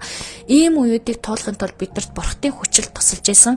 Казармдагаа тэр нөгөө Германы тэр казарм гэдэг нь аимшигтай харгасл яргалал донд байж байгаа хүмүүсээс ерөнхийдөө 30% намд үлдсэн гэж шүн гэдэг номон дээр бичсэн байдаг. Тэр шүн гэдэг номон дээр тэр хүмүүс ямар хүмүүс үлдсэн бэ гэсэн чинь залбирж исэн, мөрөгж исэн, итгэлээ алдаагүй тэдгээр хүмүүс л тэнд үлдсэн байдаг. За ингээд бурхан гэж байдгийг батлах зүйл бол бурхан яагаад ингээд дайныг бий болгодیں۔ Бурхан байдаг байсан бол яагаад дайн болдیں гэж хүмүүс бас ойлгож магадгүй юм. Гэтэл энэ дайн гэдэг хүн төрөлхтөө өөрөө бий болгодог. Хүн төрөлхтөө эгоноосоо болоод, сүнслэг эго, мэдлэгийн эго, эд материалын эгоноосоо болоод капиталаа булгаацалтаад хоорондоо зөрчил үүсгээд дайнд ажим бий болгодог. Бурхан бол бодитоор шууд тэр дунд нь оролцох боломжгүй мэдээж ажиглаж байгаа боловч энэ үзэл суртал дэндүү одоо туушрж байсан, дэндүү аимшигтай, дэндүү харгас нөгөө өөрсдийнх нь бүтээсэн бурхтын буюу эрэг энергиэс бүтсэн нөгөө хүн төрөлхтөн хоорондоо биеийг хитрхи харгас алаад байсан учраас бурхтын хүч бол сарны хүмүүсийг төрүүлэх байсан. сарны хүмүүс юу вэ гэхээр энэ мэдрэмжийг, энэ мэдээллийг, энэ зүн сонг дамжуулдаг, энэ энергийн задаргааг хийдэг ямар шалтгаангүйгээр те шинжлэх ухаан гэж байдаг бол тэр яагаад тэр зөвнөлүүдийг хардаг шинжлэх ухаанаар гаргаад ингээд батлаад нотлоод гарга гэхдээ хүмүүс тэгж чаддгүй ямар ч яагаад гэдгийг мэдэхгүй тэр хүн ямар ч ирээдүг хардаг тэр хүний харсан ирээдүй үнэн зөв байдгийг нь дэлхийн нийтээр ингээд энэ бол үнэн бодит түүх бүр саяхан 50 жилийн өмнө одоо байсан байгаа байхгүй. Энэ хүний нас орсон он нь болохоор 1974 онд 75 наснда нас орсон байна. Та нар 2025 оноос 1974-ийг хасаад үзээрэй. Энэ нэг 50 хэдэн жил байгаа. Тэгэхээр саяхан энэ хүн бидэртэй ингээд тэ мөр зэрэгцээд амьдарч байсан байна. 1800-аад оны үед нас орсон энэ хүн бол 75 буюу нэлээд урт насалсан хүн байдаг. За ингээд нэгт бурхны буюу сарны хүмүүсийн амьдралын өнөөдрийн бидний амьдралыг үүсгэх тэр гайхалтай зөвнөлийг хэлсэн учраас энэ гайхалтай дайн ингээд одоо дуусаад тэ маш гайхалтай одоо ертөнцийг бидэрт бий болгох одоо юмыг бий болгосон. За түүний дараа хэдүүлээ эртний Пифагор гэдэг гайхалтай зүнж мэргэнч хүний түүх рүү орцгоё. Пифагор гэдгийг бол бид нар бол Пифагорын теорем гэдгээр нь бол мэдээж одоо мэддэг, сонсдог, одоо анзаарч байсан байх гэж би бодож байна. Одоо хүмүүс бол Пифагорыг бол одоо тэгж мэддэг байхаа тий. Гэхдээ энэ хүний яг одоо юуг хийж ийсэн. Та нарын Вольф Мессингийн түүхийг уншаад үзээрэй. Вольф Григорьевич Мессинг гэдэг бүтэн нэр нь 1899 он төрөөд 9 сарын 14-нд Польшийн Гуара гэдэг хотод төрсөн. Гэхдээ ер нь бол еврей хүн гэж үздэг. 75 наснда нас орсон. Одоо гарал угсаа нь бол еврей гэж үздэг юм хүн байгаа. Сарны хүн гэдэг одоо домгуудад дунд угаасаа Григорий Мессингийн угаасаа түүхүүд нь байдаг. Киноноос баримтат кино нь байдаг. Гэхдээ ном нь бас байдаг. Ер нь бол энэ түүхүүд нь бол байдаг. Энэ бол бүр үнэхээр гайхалтай одоо юу л та түүх бодит ингээ саяхан одоо ойрын жишээ шүү дээ тийм ойрын жишээ учраас надад бол энэ хүний түүх бол бүр үнэхээр гайхалтай санагддаг. Би дэлхийн 20 дугаар дайны талаар ер нь зөндөө уншижсэн. Сталиныг ямар хүн юм бол тэ Сталин гэдэг сайн юм уу муу юм уу гэдэг Сталины талаар уншижсэн. Дээрэс нь би Гитлерийн талаар Гитлер одоо сатаны хүү гэж үний юм болов Гитлерийг уншижсэн. Гитлер Сталин тэгээд Черчиллийг уншижсэн. Черчилл гэж ямар хүн байсан бэ гэд Черчилл Гитлер Сталин гурвын түүхийг уншаад шүн гэдэг тэр казармд байсан тэр харгислал яргаллыг идэлжсэн хүмүүсийн бичсэн номыг уншаад тэгээд Василий Мессингийн номыг уншихаар энэ бүх түүх хоорондоо уялддаг буюу хоорондоо огцолтдог. Энэ огцолцож байгаа энэ түүхүүдийн хооронд нь ялгаа тарахаар энэ хүн эдэн наснда ингэ явж байхад ингэжсэн юм байна. Энэ хүнийг эдэн наснда 40 наснда ингээд тоглолтоо явж байхад дайн бас юм байна. Дайн басан чи энэ хүн тэнд байсан юм байна. Ингээд ингээ хоорондоо айгуугаа холбогддог. Яг бол үнэн бодит түүх учраас угаасаа он цаг дараалалаараа хоорондоо холбогддог байхгүй. Гэтэ нэг талаас нь уншихаар ерөөсөө сайн ойлгохдоггүй. Бүх талаас нь уншиж, бүх талаас нь таньжиж эн чинь ингэж гой задарч гарч ирж байгаа. Би бүр энийг ингээд задлж ойлгоод ийм болсон байж гэж мэдчих та бараг л бело ицсэн юм шиг гоё амттай мэдсэн юм шиг тийм мэдрэмж авч ирсэн. Тэгээд надад бол яг хамгийн том өгсөн мессеж нь бурхан гэж үнэхээр байдаг те. Бурхан гэдэг үнэхээр хайр дуран зүйл. Бурхан сарны хүмүүсийг төрүүлсэн учраас, сарны хүмүүсийг төрүүлдэг учраас энэ дэлхийн ертөнц өнөөдөр ингээд оршин тогтноо явж байгаа маа гэдэг одоо бат итгэл дээрээ байсарч явах болно. За ингээд Пифагор гэдэг хүн байсан байна. Энэ хүний одоо амьдарч байсан он цаг мөчтэй энэ цаг мөчөг бол янз янзаар хэлдэг. Нүрүү манай ерний өмнөх 500-аас 600 хэдэн он энтер гэх мэтчлэн бүр маш эртний хүн. Гэхдээ маш гой сонирхолтой. Энэ эртний хүн нь өөрөө бүр тэр манай ерний өмнөх 900-д амьдарч байсан ч гэсэндээ тэр хүний гаргаж ирсэн философи, тэр хүний одоо гаргаж ирсэн санаачлагаар өнөөдөр энэ дэлхий иргэдэг. За ямар санаачлагууд гаргаж ирсэн бэ гэж те. Математик буюу бүх зүйл тоо юм байна. Бүх зүйл тооноос үүсэн байна гэдэг энэ одоо хуулийг энэ тоо ухааныг Пифагор гэдэг хүн гаргаж ирсэн юм аа. Энэ хүн энийг бүрдүүлсэн юм ба тий. Энэ салбарт бол энэ одоо шинжлэх ухаан, энэ тоон, энэ одоо бидний энэ компьютер энэ чинь бүгдөө энэ тоон системээс үүдэлтэй шүү дээ тий. Тоон систем буюу энэ зураг төрслөл хүртэл бүгдөө нарийн тоо, бүгдөө юм одоо өнгийг ялгаж бодоход ингээд тоогоор ялгадаг ч гэдэг юм энэ одоо энэ компьютерийн задаргаанууд бүгдөө дотроо тоо байгаа. Энэ тоо чинь ийм юм байна гэдгийг анх манай эртний өмнөх бас нэг сарны хүн буюу бурхтын дуу хоолойг дамжуулдаг, бурхтын мэдээллийг дамжуулдаг Пифагор гэдэг хүний санаачлаг философи байгаа. Энэ хүний ачаар математикийн шинжлэх ухаан хөгжсөн. Математикийн шинжлэх ухаан хөгжсөн учраас одоо айлгуур геометр гэдэг зүйлүүд хөгжсөн. Айлгуур геометр гэдэг зүйлүүд хөгжсөн учраас энэ шинжлэх ухаан одоо эрүүл мэндийн салбарууд хөгжсөн, мөн боловсролын салбар хөгжсөн. Тэгэхээр хүмүүс ярьдаг шүү дээ, тий. Энэ одоо шинжлэх ухаан байгаа шинжлэх ухаан бол бодит зүйл даалж ертөнц бол хийсвэр зүйл гэж яриад байгаа. Би бүр энийг ерөөсөө ойлгодгүй байхгүй. Даалж ертөнцөөс гарч ирээд бодит болсон ямиг яхаараа дараа нь үүсэн юм ихнийх нь одоо үүсгэн байгуулагч нь болчт юм бэ те. сүулт нь өндөг анхдагчуу дахин анхдагчуу гэсэн чинь сүулт нь үүссэн юмыг ингээд анхдагч гэж яриад байдаг байхгүй хүмүүс. Тэгэхээр бүр ингээд энэ үнэхээр гайхалтай зүйл. Үндэ энэ математик, одон орон, дуу хөгжим, сүнслэг философи ойлголтууд өөрөө бүгдөө 70 хумсараас үүдэлтэй буюу сүнслэг сарны хүмүүсээс үүдсэн. Пифагор гэдэг хүнд хинч томьёо заагаагүй. Тэр хүнд ямар ч багш, математикч, ямар ч тийм хүн байгаагүй. Тэр хүн өөрөө асар гүн бясалгагч хүн байсан гэж үздэг. Тэр хүн өөрөө дэлхийн ертөнцөөс дуу чимээ сонсдог. Огторгуу сар одоо ертөнцтэй ингээд сарлуу маш их харж ингээд ажиглалт хийдэг, сарнаас мэдээлэл авдаг хүн байсан гэж үздэг. Энэ хүн өөрөө одоо сүнс өгдөггүй маа гэдэг ойлголтыг үршээ хэдэн мянган жилийн өмнө гаргаад ирсэн. Сүнс гэдэг бол дахин төрдөг юм байт юм байна. Химэн итгэдэг энэ сэтгэл судлаа бусдад сургаал болгож ярьдаг байсан. Мэдээ цаг үеэсээ төрүүлээд төрсөн учраас тухайн үед нь бол хүмүүс ойлгохгүй янз бүр байсан. Гэхдээ буддизмын индуизм, буддизмын энэ гүн ухаан одоо ингээд бид нар итгэж эхэлж байгаа энэ үзэл сурталыг хамгийн анх Пифагор гэдэг хүн чинь айл байсан дээр те энэ томьёо одон орон гэж судлаа дуу хөгжмийг эн чинь акустик юм байна штэ эн чинь хөгжмийн хууль гэдэг чинь тоо юм байна штэ гэдгийг гаргаж ирж байсан хүн бол Пифагор гэдэг сарны хүн байдаг.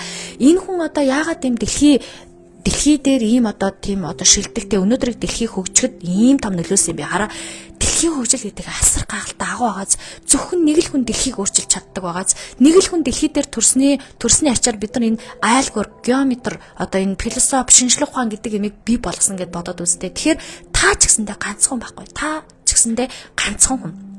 Тэгэхээр та ч гэсэндээ энэ дэлхийг өөрчлөх боломжтой. Та өөрийнхөө оюун ухаан руу нэвтэрч чадвал өөрийнхөө сүнслэг олонлог руу орж чадах юм бол та энэ дэлхийг өөрчлөх боломжтой. Тэгэхээр хүмүүс ярьдаг ш өөрийгөө ч өөрчилж чадахгүй, амьдралаа ч өөрчилж чадахгүй байхаараа готраад гойноод байдаг.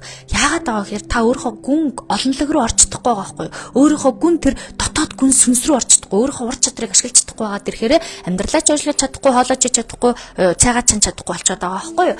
Тэгэхээр дэлхийн бүх түүхүүдийг зөвхөн нэг хүмүүс л өөрчилж байсан. Дэлхийн түүхийг өөрчлөхийн тулд хэдэн мянган сая хүмүүсийн хэрэг байхгүй. Зөвхөн нэг гайхалтай сэтгэгч, нэг гайхалтай бясалгагч, нэг гайхалтай энерги байхад, нэг гайхалтай сарны хүн байхад л дэлхийн ертөнц өөрөө өөрчлөгддөг. За Пифагор гэдэг хүн бол энэ дэлхий бөөрийнхий юм байна гэдгийг ямар шинжлэх ухаан үүсээгүй, энэ зурагт радио юу ч үүсээгүй байхад өөрөө зөгнөлөөрөө буюу өөрөө мэдрэмжээрээ тайлж таниулсан. Дэлхий бол бөөрийнхий юм байна, тэ. Дэлхий төв цэгтэй юм байна. Дэлхий чинь өөрөө хөдөлгөөнд орштой юм байна. Дээрээс нь одоо дэлхий чинь өөрөө ийм онолтой юм байна, ийм үндэстэй юм байна гэдгийг ингээд одоо энэ үзлүүдийг гаргаж ирснээрээ дэлхийн маш том өөрчилж дэлхийд цэвэр шууд утгаараа нөлөө үзүүлж байсан. Эртний грекийн болон европын одоо энэ философиудад одоо энэ дэлхийн бөөрийнхий ийм гэсэн юмнууд ингэж тэмдэглэж бичиж үлдээсэн. Дандаа Пифагорын үзэл суртаас Пифагорын шавнарч гэх юм уу те тэр сургаалуудыг сонссон хүмүүс ингэж үе дамжиж энэ зүйлүүдийг судалсаар үргэлжлүүлсээр энэ сэтгэлгээний логикууд, энэ шинжлэх ухаан, энэ зүйлүүд гарч ирсэн, энэ тогтолцоонууд үүссэн. Бидний өнөөдөр хууль дүрм гэж яриад байгаа, шинжлэх ухаан гэж яриад байгаа. Шинжлэх ухаан бүхнийг бүтээсэн юм шиг яриад байгаа юм чинь анх үе 70 ертөнцөөс үүссэн. Шинжлэх ухаан бол 70 ертөнцийн дүүн болохоос ш ах нь их чинь аав нээж нь бишээ. Энийг хүмүүс ойлгодгүй би бүр үнэхээр гайхдаг. Яаж ингэж ярьж чадаадаг бүр ойлгодоггүй. Шинжлэх ухааны зүйл бол бодит 70 ертөнц бол хийсвэртэй. Бурхан энэ үг бүр над руу ингээд нөгөө нэг чихрүү цус орно гэдэг шиг ингээд орж ирдэг. Юу вэ энэ орчин үеийн шинжлэх ухаан чинь бүгдөө асар их дээр үе асар их энэ одоо нөгөө мэдрэмж 70 хонцроос үүссэн байхгүй да тий. За тэгээд энэ хүний ингээд зөгнлүүд байдаг. Уран зураг те одоо энэ уран зураг гэдэг чинь тоо юм байна. Дээрээс нь сахиусан тэнгэрүүд бурхад өөрөө бид нар тоогоор мэдээлэл өгд юм байна. Бид нар тоо, томьёо, энэ астролог одоо бидний энэ гаргаад байгаа одон орон судлалыг чинь энэ хүн анх үндслийг нь тавьж энэ хүн гаргаж ирсэн одон орон судлал гэдгийг энэ хүнд хинт заагаагүй хин хэлсэн бэ гэхээр бурхан. Энэ хүн яагаад вэ гэвэл сарны хүн учраас маш их өндөр зүн совинтой тэр зүн совин мэдрэмжээр авьяас бэлгээ хөгжүүлсэн мэдлэг ухаанаа гаргаж ирсэн энэ мэдлэгийн төвшнгөө одоо ингээд таамаглалаар дэвшүүлэн гаргаж ирж байсан. Хүмүүс одоо ингээд нэг юм таамаглаад ярьдаг шүү дээ. Миний бодлоор ийм гэдэг юм. За энэ хийсвэр эн чинь натлагдаагүй, батлагдаагүй юм гэмэрэд дээ.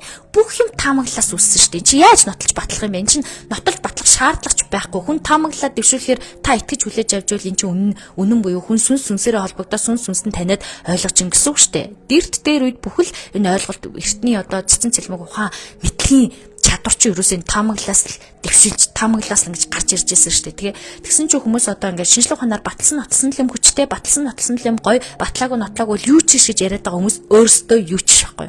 Миний бодлоор. За ингээд эртний нэтггийн санскрит хэл мантра тарин гэдэг дуун хэмнэлчин өөрөө дахин төрөлттэй юм байна, дахин авьяастай юм байна, маш өндөр гэрцтэй юм байна, маш өндөр тоон олонлогийн цуглуулга юм байна гэдгийг Пифагор гэдэг хүн аль үшрээ мэдээд гаргаж ирсэн байна. Энийг ингээд одоо энэ эртний Вавилон, эртний Грекэд одоо энэ Пифагор гэдэг хүн таниулж сургаал суртлаа гаргаж ирж байсан байна. Энэ хүн бол ингээд бурхтын хүслийг гаргаж ирж байсан, бурхтын хүслийг задлж байсан байна. За яагаад энэ хүн ингээд задлж чадсан бэ гэсэн чинь энэ хүн өөрөө дотоод бясалгал хийдэг хүн байсан юм байна.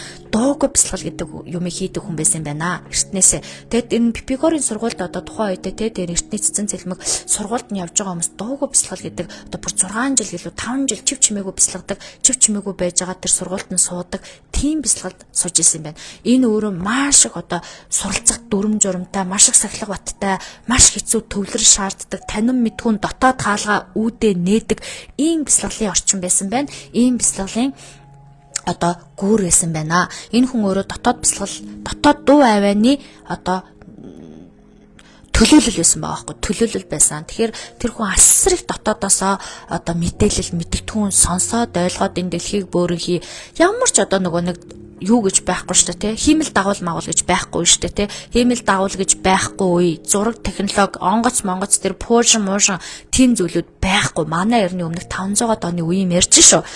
Тэр үед энэ хүн дэлхий бөөрийнхий байна. Дэлхий өөрөө тооноос бүтэж гин, бүх зүйл өөрөө тоо юм байна. Тоо гэдэг чичиргээ долгио юм байна. Чичиргээ долгион гэдэг чинь мэдээлэл юм байна, хэл юм байна гэдгийг хүшээд задлаад гаргаж ирсэн. Юугаар яаж гаргаж ирсэн гэсэн чинь дотоод чимээгүй бясалгалаар гаргаж ирсэн байгаа байхгүй юу?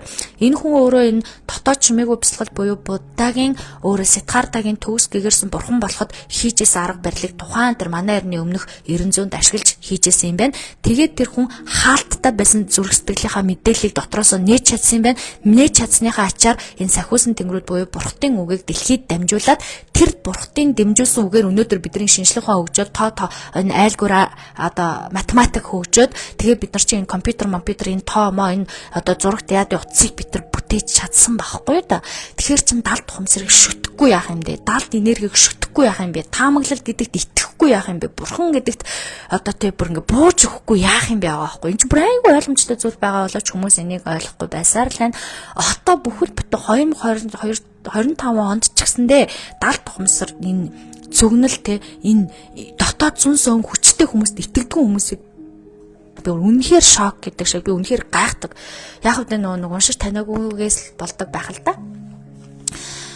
За ингээд Пифагор гэдэг хүн бол бясалгалаар энэ гэрлийн хэлбэртэй сүнслэг мэдлэгийг олж авч хүлээж одоо дүрсэлж тэ одоо онгойлгож харсан байна.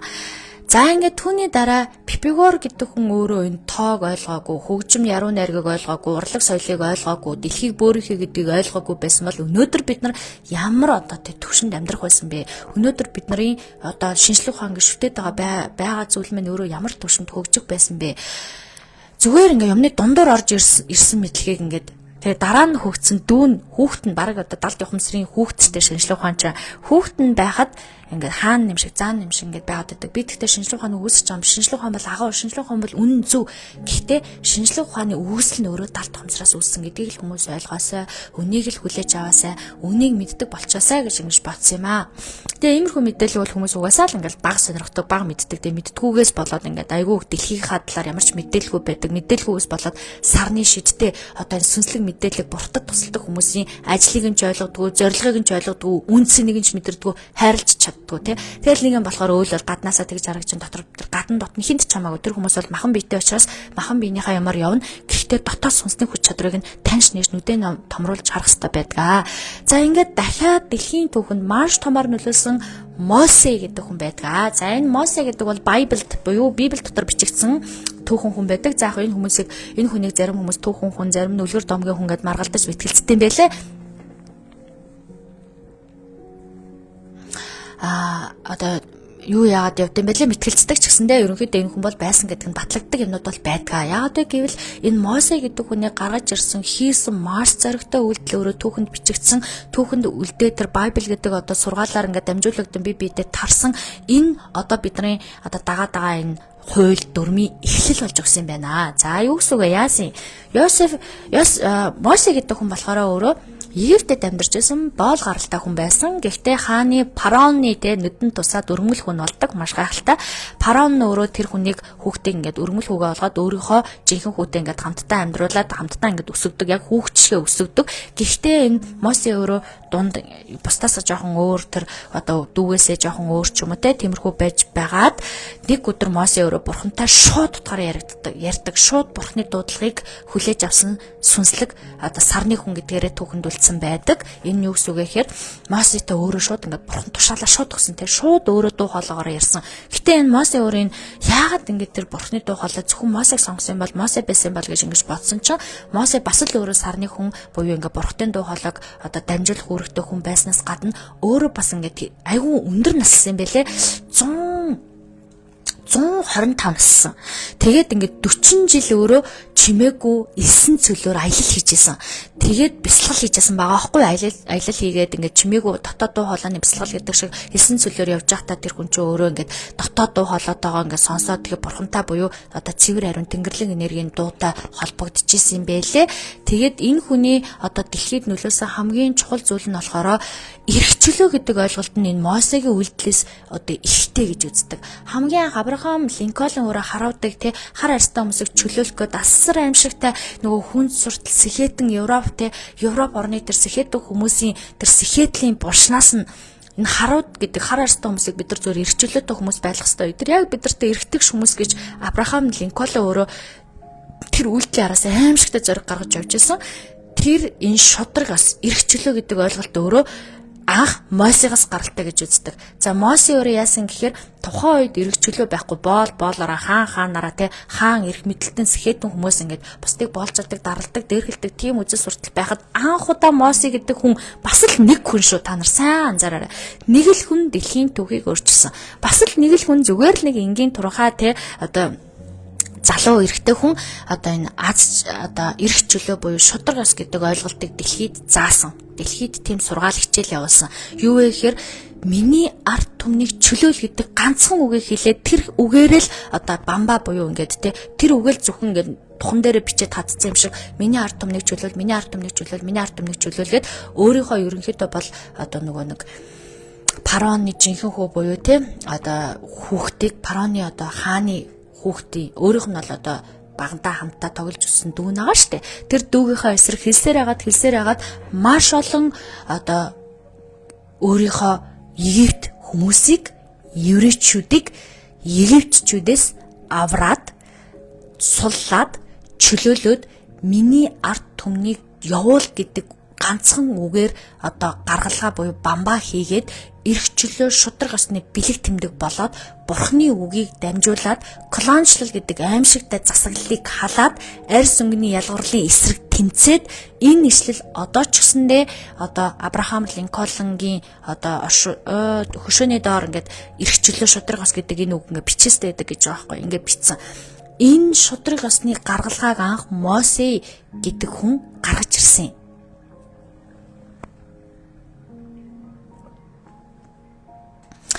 Энэ хүний энэ ойлголтоор бидний энэ эрхчлөө гэж яриад байгаа, ардчлал гэж яриад байгаа, глобал гэж яриад байгаа юмнууд бий болсон. Хэрвээ Мосе сарны хүн байгаагүй, бурхны үгийг дамжуулаагүй, бясалгагч хүн байгаагүй, тэр дотоод сүнсээ сонсоогүй байсан бол өнөөдөр магадгүй бид нар хин нэгний боолж байхаг үүсэхгүй те. Хин нэгний боол, хин нэгний ингээд ямар нэг хоолндыг нь бэлдэж өгдөг ч юм уу те. Юу ч хийдэг байсан одоо ямар нэг ингээд юм хийгээд явахыг үүсэхгүй байх байсан. Гэтэл энэ хүн сарны хүн. Энэ хүн өөрөө дэлхийн сүнстэй холбогддог. Энэ хүнд бурхны хүслийг дамжуулсан хүн учраас тэр бурхны хүслээр Мосе өөрөө эрх чөлөө шудрагс гэдэг ойлголтыг хамгийн анх задалж нээж гаргасан. Энэ хүнийг 1200 оны үед амьдарч исэн гэж одоо түүхүүдэд бичиж тэмдэглэсэн юм байлээ. Гэтэ маргалдсан юм байлээ. 1200 он, зарим нь 1500 он гэж маргалддаг боловч ерөнхийдөө 1200 оны үед амьдарч исэн хүн гэдэг дээр илүү их натлгаа баталгаа гарч ирдэг гэсэн. Гэтэл 1200 он гэж бодохоор хардаа манай Чингис хааны үе байгаа байхгүй. Чингис хаан Монголд төрөөд Монголын гэдэг одоо Монгол гэдэг хүүхд толботой хүмүүсийн шудрагаас эрх чөлөө бэлэг тэмдэгтэй тэр одоо хүч чадлын араас тэмцэж байхад тэр үед еврейчүүдийн одоо тэр тэмцлийн ард Мосе гэдэг хүн бас тэмцээ явж исэн юм байна. Яг нэг дэлхий штэ. Бөөрөх штэ. Нэг цэг энэ цэгтэн тийм болж исэн юм байна. Нөгөө цэгтэн тийм болж исэн байж. Маш сонирхолтой. Тэгээд энэ Мосе гэдэг хүнээс гарсан 10 тушаал гэдэг юм байна л да. Энэ бол шууд цэвэр бурхны тушаал гэж байгаа байхгүй. Бурхан буюу Тэнгэрлэг энергүүд Мосегоор дамжуулан дэлхий дээр энэ мэдээллийг тараасан. Энэ дэлхий дээр ямар мэдээллийг тараасан гэхээр хүнийг бүү ал, худлаа бүү яар, хулгай бүүхгүй, эцэг ихээ хүндэл гих мэтчлэн өдөр тутамдаар бидний үргэлж дагдаг шударгаас буюу орчин үед ч гэсэн өдөр тутам хэрэглэгддэг энэ дүрм журмыг Мосе анх үндслийг нь тавьсан. Энэ тушаал бол ерөөсөө шууд бурхнаас ирсэн. Бурхан буюу сарны хүнтэй өөрийнхөө туслахтайгаа бурхан холбогдоод энэ зарчмуудыг хүн төрлөختөнд тараа хүн төрлөختөнд задал хүн төрлөختөнд ярьж гэсний үндсэн дээрээс Мосе өөрөө тэр тушаалыг аваад бурхны энэ бол хараа хүн битээ ал худлаа бүү ярьтэй хулгай бүүхий эцэг ихээ хүндэл энэ тушаалууд бурхны тушаал байхгүй. Энийг Мосе өөрөө бидэнд дамжуулсан. Мосегийн дамжуулгаар бид нар дэлхийн ертөнцийн энэ ишлүүд гарч ирсээрсэн үе үеийн философи, хинди, буддизм гэдэг үе үеийн ийм бурхны сарны хүмүүс дамжуулсаар ирсэн. Өнөөдөр энэ дэлхий дээр бид нар хүн битгий алаач, худлаа битгий гэж, худлаа битгий яриач гэж бидний ээжүүд бидэнд хэлдэг те. Ээжүүд бол ингээ туслах гэдэг чиг сарны хүмүүсийн дараагийн туслах удахгүй дараагийн сахиусан тэнгэрүүд ээжүүд бидрийг миний хүнийг ингэж болдгүй ингэж завааж болдгүй хулгай хийж болдгүй эцэг хээ хүндлэх ёстой байдгийг ингээд ээжүүд манд бидэрт дамжуулсан энэ үгийг бол анх бурхан хүн төрлөختөнд бэлгэлсэн анх бурхан хүн төрлөختөнд задлсан анх бурхан хүн төрлөختөнд өгсөн анх бурхан хүн төрлөختөнд ойлгуулсан энийг ойлгуулсан энэ ишлэлийг хэн дамжуулсан бэ гэхээр Мосе дамжуулсан. За ингээд үе үедээ энэ хүмүүсийн ачаар хүн төрлөختний ухамсар ухаан тогтолцоо систем тэр аяараа өөрчлөгдөжсэн. Үндэстний ухамсар гэдэг зүйлийг Мосе анх үүсгэсэн юу вэ гэхээр миний ард түмнийг сулал, миний ард түмнийг чөлөөл гэдэг энэ үгээрээ үндэстэн нэг баг хамт олон, нэг сүнстэй, нэг ингээд багтай, нэг ингээд завин дээр явж байгаа гэдгийг Мосе дэлхийн хүмүүст сануулсан байх нэ. Энийний ачаар Мосе бол Бурхан гэдэг зүйл бидэрт үргэлж тусалдаг. Бурханы дуу хоолойгоор бид нар энэ өнөөдрийн амьдрал өнөөдрийн энэ шашин шүтлэг, өнөөдрийн энэ хууль дүрмээ авч явдаг гэдэг ойлголтыг бидэрт бэлгэлсэн ойлголтыг задлж өгсөн хүн байх нэ.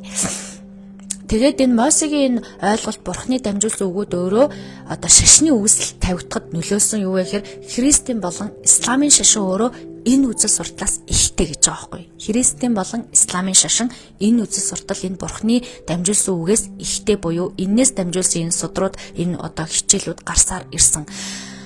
За ингээд ийм удирдагч манлайлагч хүн байсан юм байна. Энэ Мосе өөрөө маш олон бүтээлүүд номууд гаргаж ирсэн юм байна. Судар бичгүүд нь ингээд тэмдэглэгдэж үлдсэн зүйлүүд нь бидний энэ амьдралын шашны Байблууд болж исэн юм байна. Хууль ёсны, хууль буюу хууль дүрмийн түүх соёлыг их сурулж болж исэн юм байна. Их сурулж гэдэг чинь баримт бичиг гэсэн үг шүү дээ, тэ.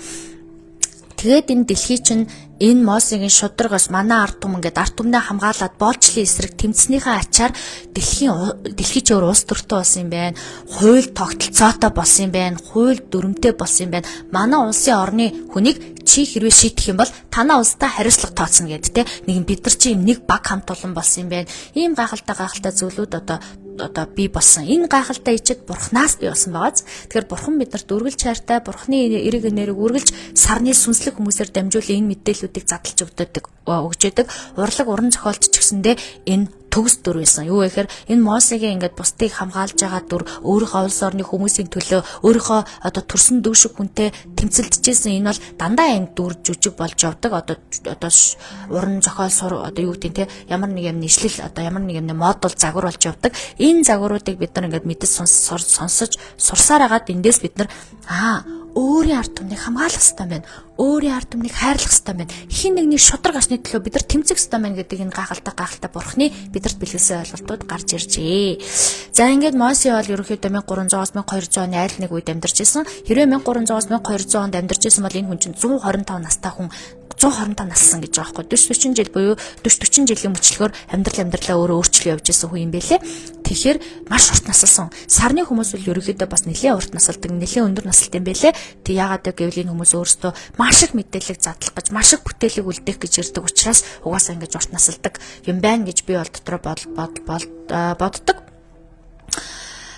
Мосегийн өөрөө төрөлт ба хүүхэд нас нь өөрөө аягүй сонио бас ингээд дайн болоод Израильчууд тэг ингээд ээж аав нь өөх гээд Израиль хүүгээ ингээд сагсан тийсэн чинь хааны пароны Тэ фараон олж аваад бүр хаан олж аваад ингээд гэртээ өргөмөл хөвгт болгоод өөрөө би маш олон Израиль хүмүүсийг алчлаа. Эндээ би гимшээд нэг Израиль хүүхдийг ч гэсэн өсгөх ёстой байх гэж ингэж бас бурхны бодолтой, бас бурхны өсөл маш сонирн бодлоор ингээд амьдарч исэн, авж өсөж исэн байлээ. Тэгээд 40 наснда Египтээс дөрвөөд 80 наснда энэ бурхны дуудлагаар ард түмний удирдагч сүнслэг хөтөч багш болж исэн байлээ. Үе үеийн түүхэндээ сүнслэг хөтөч багш нар угаасаа энэ хүмүүсийн амьдралыг чиглүүлж, бурхтын одоо үгийг дамжуулж те бурхтын одоо энэ хэлсэн энэ мэдээллүүдийг задалж өгдөг байгаа аахгүй да. Ийм хүмүүс чинь ингээ бугаасаа багш гэдэг цолоор цоллогдог. Энэ нь өөрөө ард түмнээс өгсөн цол нь, энэ нь өөрөө тэр бурхнаас өгсөн тэмдэг нь. Бурхан өөрөө энэ хүмүүсийг ялахын тулд багш гэж дуудвал буюу багш гэдэг үгээр энэ хүмүүсийг дуудана гэдэг ингээ сарны хүмүүсийг ялгацсан. Энэнд одоо би сарны хүн, би одоо юм сертификат та нарт үзүүлнэ. Энэ намайг багш гэж үнэлсэн гэдэг юм тэр хүмүүс юуч байхгүй. Битгий тийм юм нэх, битгий тийм асуу. Эсэргээр энэ хүмүүс цаанаасаа төрд юм а. Цаанаасаа энэ мэдээллүүдийг задлах гэж, энэ мэдээллүүдийг энэ цаг мөчид танд хэлэх гэж те. Ингээд одоо цаанаасаа ард түмэн гэдэг шигтэй хүмүүс өөрөө сонсоод тэр хүнийг сүнсээрээ таньж мэдээд энэ хүн бол миний багш, энэ хүн бол одоо сүнслэг хөтөч багш гэж ингэж тогтоодог, томьёолдог. Тэгээд ингэж хүндэлж хүлээж авт юм аа.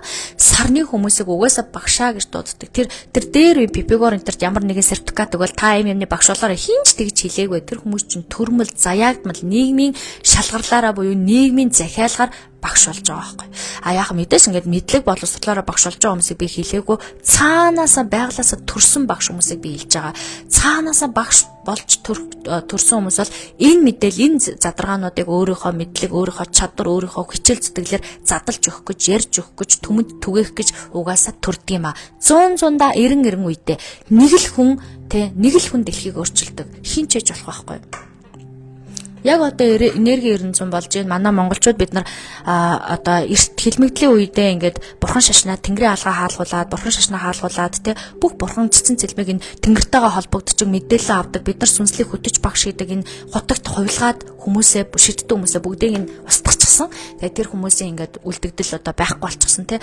Эннээс хойш бид нар маш олон жил энэ шашны аягүй бохирдолтой явлаа. Шашны ямар ч ойлголтгүй, шашны бяцлаглын ямар ч мэдлэггүй, ямар ч юм гэгэрлээсээ бүр хоцорсон те. Эннээс болоод бид нар дэлхийн ертөнцийн энерги ойлголтоос бүр хэдэн зуун жилээр хоцорсон байхгүй.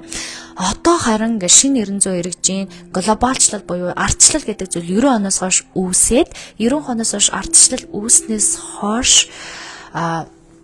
энэ хүмүүс ингээд сүнс хүм болж төрөөд энэ хүмүүс ингээд бурхтын дуу хоолой буюу сүнсний хүмүүсийн мэдээллийг нь цааш нь цадалж, таниулж, хэлж одоо зааж өгч байгаамаа. Ингээд Мосе гэдэг хүн бол 125 нассан манай эртний өмнөх 1200 онд амьдарч ирсэн. За ингээд бурхны амласан амлалтуудыг өгсөн бурхан биднэрт энэ хүн битгий ал, хулгай битгий хий, эцэг эхээ хүндэл, бусдыг хайрал, бусдыг дэмж гэсэн энэ одоо ингээд бид нар энэ хууль дүрмэндээ оруулаад байгаа, гэрээндээ оруулаад байгаа, бид нар ингээд амьдралынхаа жанжин шум болгож явдаг бүх зүйлүүдийг энэ бурхны хүслээр бурхан биднэрт өгсөн юм аа. За ингээд энэ гурван хүмүүсийн түүхийг та бүхэн ойлгосноо, сонссноо, шинжлэх ухаан ахын байна уу, тэ далд томсор игчин байна уу, юу нэ гэдгийг та нарыг ойлгож авсан болов уу гэж бодож байна. Үнэн дээр бидний шинжлэх ухаан гарт баригддаг, нүдэнд харагддаг зүйл эхлэлтэй. Энэ дэлхийн ертөнцийн шинжлэх ухаан хамгийн хүчтэй гэж яриад байгаа зүйлийг би үгүйсэхгүй, би дагдаг. Гэхдээ шинжлэх ухаан эхлэн бишээ. Бүх зүйл оргуу хоосноос далд томсроос эхэлсэн. Бүх мэдлэг мэдээлэл энэ бүхэн сарны хүмүүс энийг дамжуулдаг. Дэлхийн ертөнцийг нэг л хүн өөрчилдөг. Нэг л хүн энэ дэлхийн түүхийг өөрчилсөөр ирсэн. Дэлхийд ерөөсөө маш өндөр одоо давтамжтай төрсэн, маш гайхалтай сүнслэг хүмүүс хитгэн байдаг. Хэдэн мянга сая бишээ 10 одоо гарын бараг 10 хуранд багтаар байдаг. Махатма Ганди байна, Мосе байна, Пипигор байна, саяны Мессинг, Григорич Мессинг, Василий Григорич Мессинг байна. Эдгээр хүмүүсийн түүхийг уншихад л таны нүд нэгдэн чих хонгоно. Гэхдээ мянган хүмүүс энэ хүмүүсийн түүхийг уншсан байхаа. Гэхдээ энэ төвшөнд ингэж ойлгохгүй.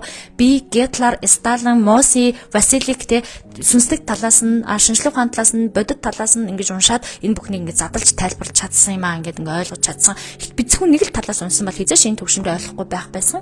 Гэхдээ маш олон талаас нь уншны эцэст өнөөдөр ингээд энэ задаргаануудыг та маш азтай байна. Миний одоо хэдэн мянган цаг уншиж тэ зовж хөлсөө гаргаж олж авсан мэдлийг зүгээр л миний нэгэн цаг ингээд ярьж байгаа энэ лайвыг сонсоод ойлгож авах жишээний энийг би яагаад өнөөдөр ярьсан бэ гэхээр өнөөдөр далд томсор ямар хүчтэй, бурхад бидний амьдралд яагаад нөлөөлдгийг, сарны хүмүүс гэж хэн байдаг, сүнслэг багш нар гэж юу юм, эдрийг үнсэн хийн, хаана явж байгаа, ямар хүмүүс ямар дайны дараа хүн төрлөخت нь юу тул бясалгалан явж байгаа. Өнөөдрийн хүн төрөлхтөн бид нар юу руу чиглэж байгааг багч отгоо ойлгох гэж би энэ сэдвийг сонгосон юм а. Магадгүй та энэ гайхалтай түүхүүдийг сонсоод нэрээ тийм шүү гэдэг энэ дотоод бясалгал гэдэг ямар гайхалтай, дотоод гэгэрэл гэдэг ямар гайхалтай, үе үеийн сүнслэг багш нар, сүнслэг хөтөөч багш нар буюу одоо энэ сарны хүмүүс бүгдөө бясалгалын ачаар энэ бүх мэдлэг мэдээллийг задлсан. Дотоод бясалгалын ачаар, дууны бясалгалын ачаар, тэнгэрлэг бясалгалын ачаар, бурхны бясалгалын ачаар энэ бүхнийг задлсан байхгүй юу? Тэгэхээр бид нар өнөөдөр бясалгал гэдэг зүйлийг гайгаа шинжээд авах ерөөсөө шаардлага байхгүй. Бясалгал хийдэг хүмүүсийг гайхаж очиж хараад ах юм юу ч байхгүй. Тэр хүн дотоод аяллаа хийж байгаа, дотоод сүнсний гүм мэдлэг мэдээлэл рүүгээ орохыг хичээж байгаа. Эхлээд өөрийгөө олох гэж хичээж байгаа, дараа нь гадаад ертөнцийг буюу бусад ертөнцийг ойлгохыг хичээж байгаа. Тийм хүн. Энэ одоо бясалгал гэдэг зүйлийг нэг юм одоо юу гэдэг нэг тийм гариг бас өөр төрлийн өөр одоо хүмүүс хийдэг юм шиг битгий хүлээж байгаа. Бид нар энергийн төвшнгөөсөө 100 хэдэн жилээр хоцорсон явж байгаа байхгүй. Бид нар ингээ хоцорсон учраас нэг сонин содуун шиг дал юм болонгот ингээл би бол тийм нэг бясалгалч хүн биш л дээ. Би бол тийм сүнслэг мүслэг дард томцрыг мэддэггүй хүн. Би шинжлэх ухаанч хүн. Битгий ингэж хүнд яриа. Ямар мэдлэггүй, ямар ойлгомжгүй байгаагаа битгий хүнд ингэж зарлаа тий.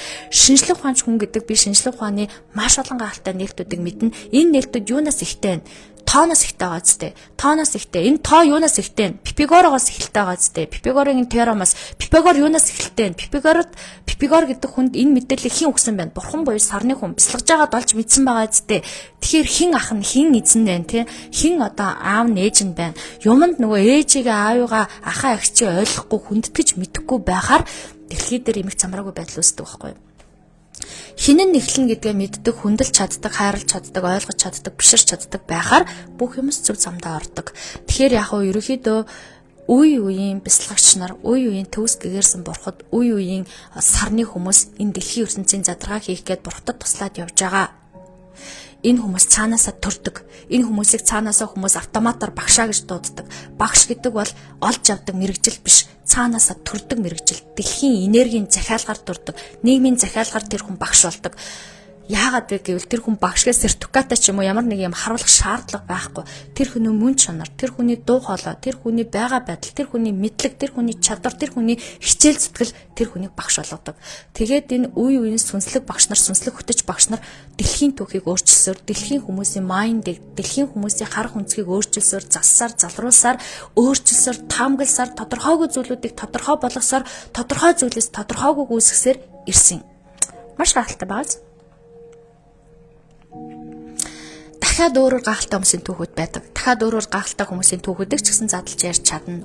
Зөндөө олон хүмүүсийн буюу сүнслэг сарны хүмүүсийн түүхүүдийг судалж байсан. Энэ бол миний хобби, энэ бол миний даалгавар, энэ бол миний сүнсний одоо сүнснээс ирсэн мэдээлэл, энэ миний амьдрал, энэ миний хоол, энэ миний энерги, би эндээсээ өөрөө энерги авдаг, эндээсээ өөрөө би мэдлэг авдаг.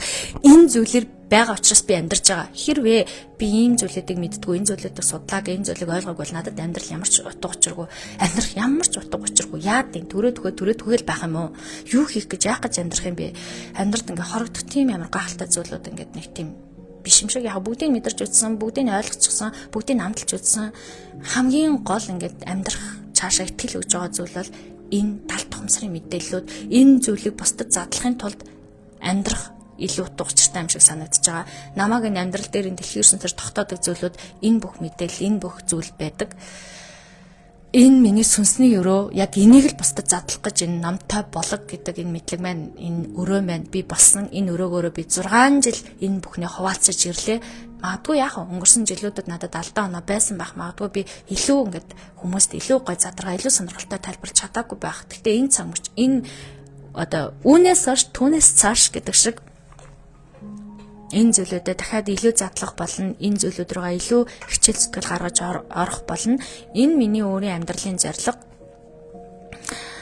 Өөр одоо намайг юу ч аз жаргалтай болгодоггүй. Их мөнгө, эд баялаг, албан тушаал юу ч намайг аз жаргалтай болгодоггүй. Намайг зөвхөн нэг л зүйл маш аз жаргалтай болгодог, маш их одоо ирч биш надад өгдөг. Энэ бол миний энэ далд тухамсрыг хуваалцдаг, сүнсний мэдээллийг бусдад дамжуулдаг энэ эрхчлөө, энэ мэдлэг. Мэдлэг гэж ярина уу, таамаглал гэж ярина уу, юу гэж ойлгоно уу? Одоо миний хувьд бол юу ч гэж хэлсэн хамаагүй. Ямар ч юм гайхалтай зүйлүүд болсон үнэн, түүхэн тэмдэглэгдсэн үнэн, энэ миний өөрийн амьдралын зорилго нь үнэн. Энэ зүйлүүд ийм амьдралын зорилготой байхаар нэг сул тал байдаг. Өөрийн хувийн амьдрал байхгүй болчдөг гэх юм уу? Үнэндээ би одоо ингээд залуухан эмэгтэй надад ингээд зөндөө олон зүйлийг мэдэрч үзэх, туршиж үзэх, хийж үзэх зөндөө зүйлүүд байгаа ч гэсэндээ миний энэ бурхтыг хүсэл надаас том, зам ёс надаас том, бурхтыг хүсэл надаас том учраас өөрийнхөө хүслийг хязгаарлаад, өөрийнхөө замыг хязгаарлаад, өөрийнхөө хийхийг үзсэн, мэдрэхийг хүсдэг зүйлүүдээ нүдэн анаад за окей би яах вэ гэд буцаага цаашаа ингээд явахыг хичээдэг. Зам ёс тойрог угаасаа надаас том, бурхтыг хүсэл надаас том, энэ бүхэн угаасаа илүү том баггүй юу? Илүү зорилго нь илүү том учраас.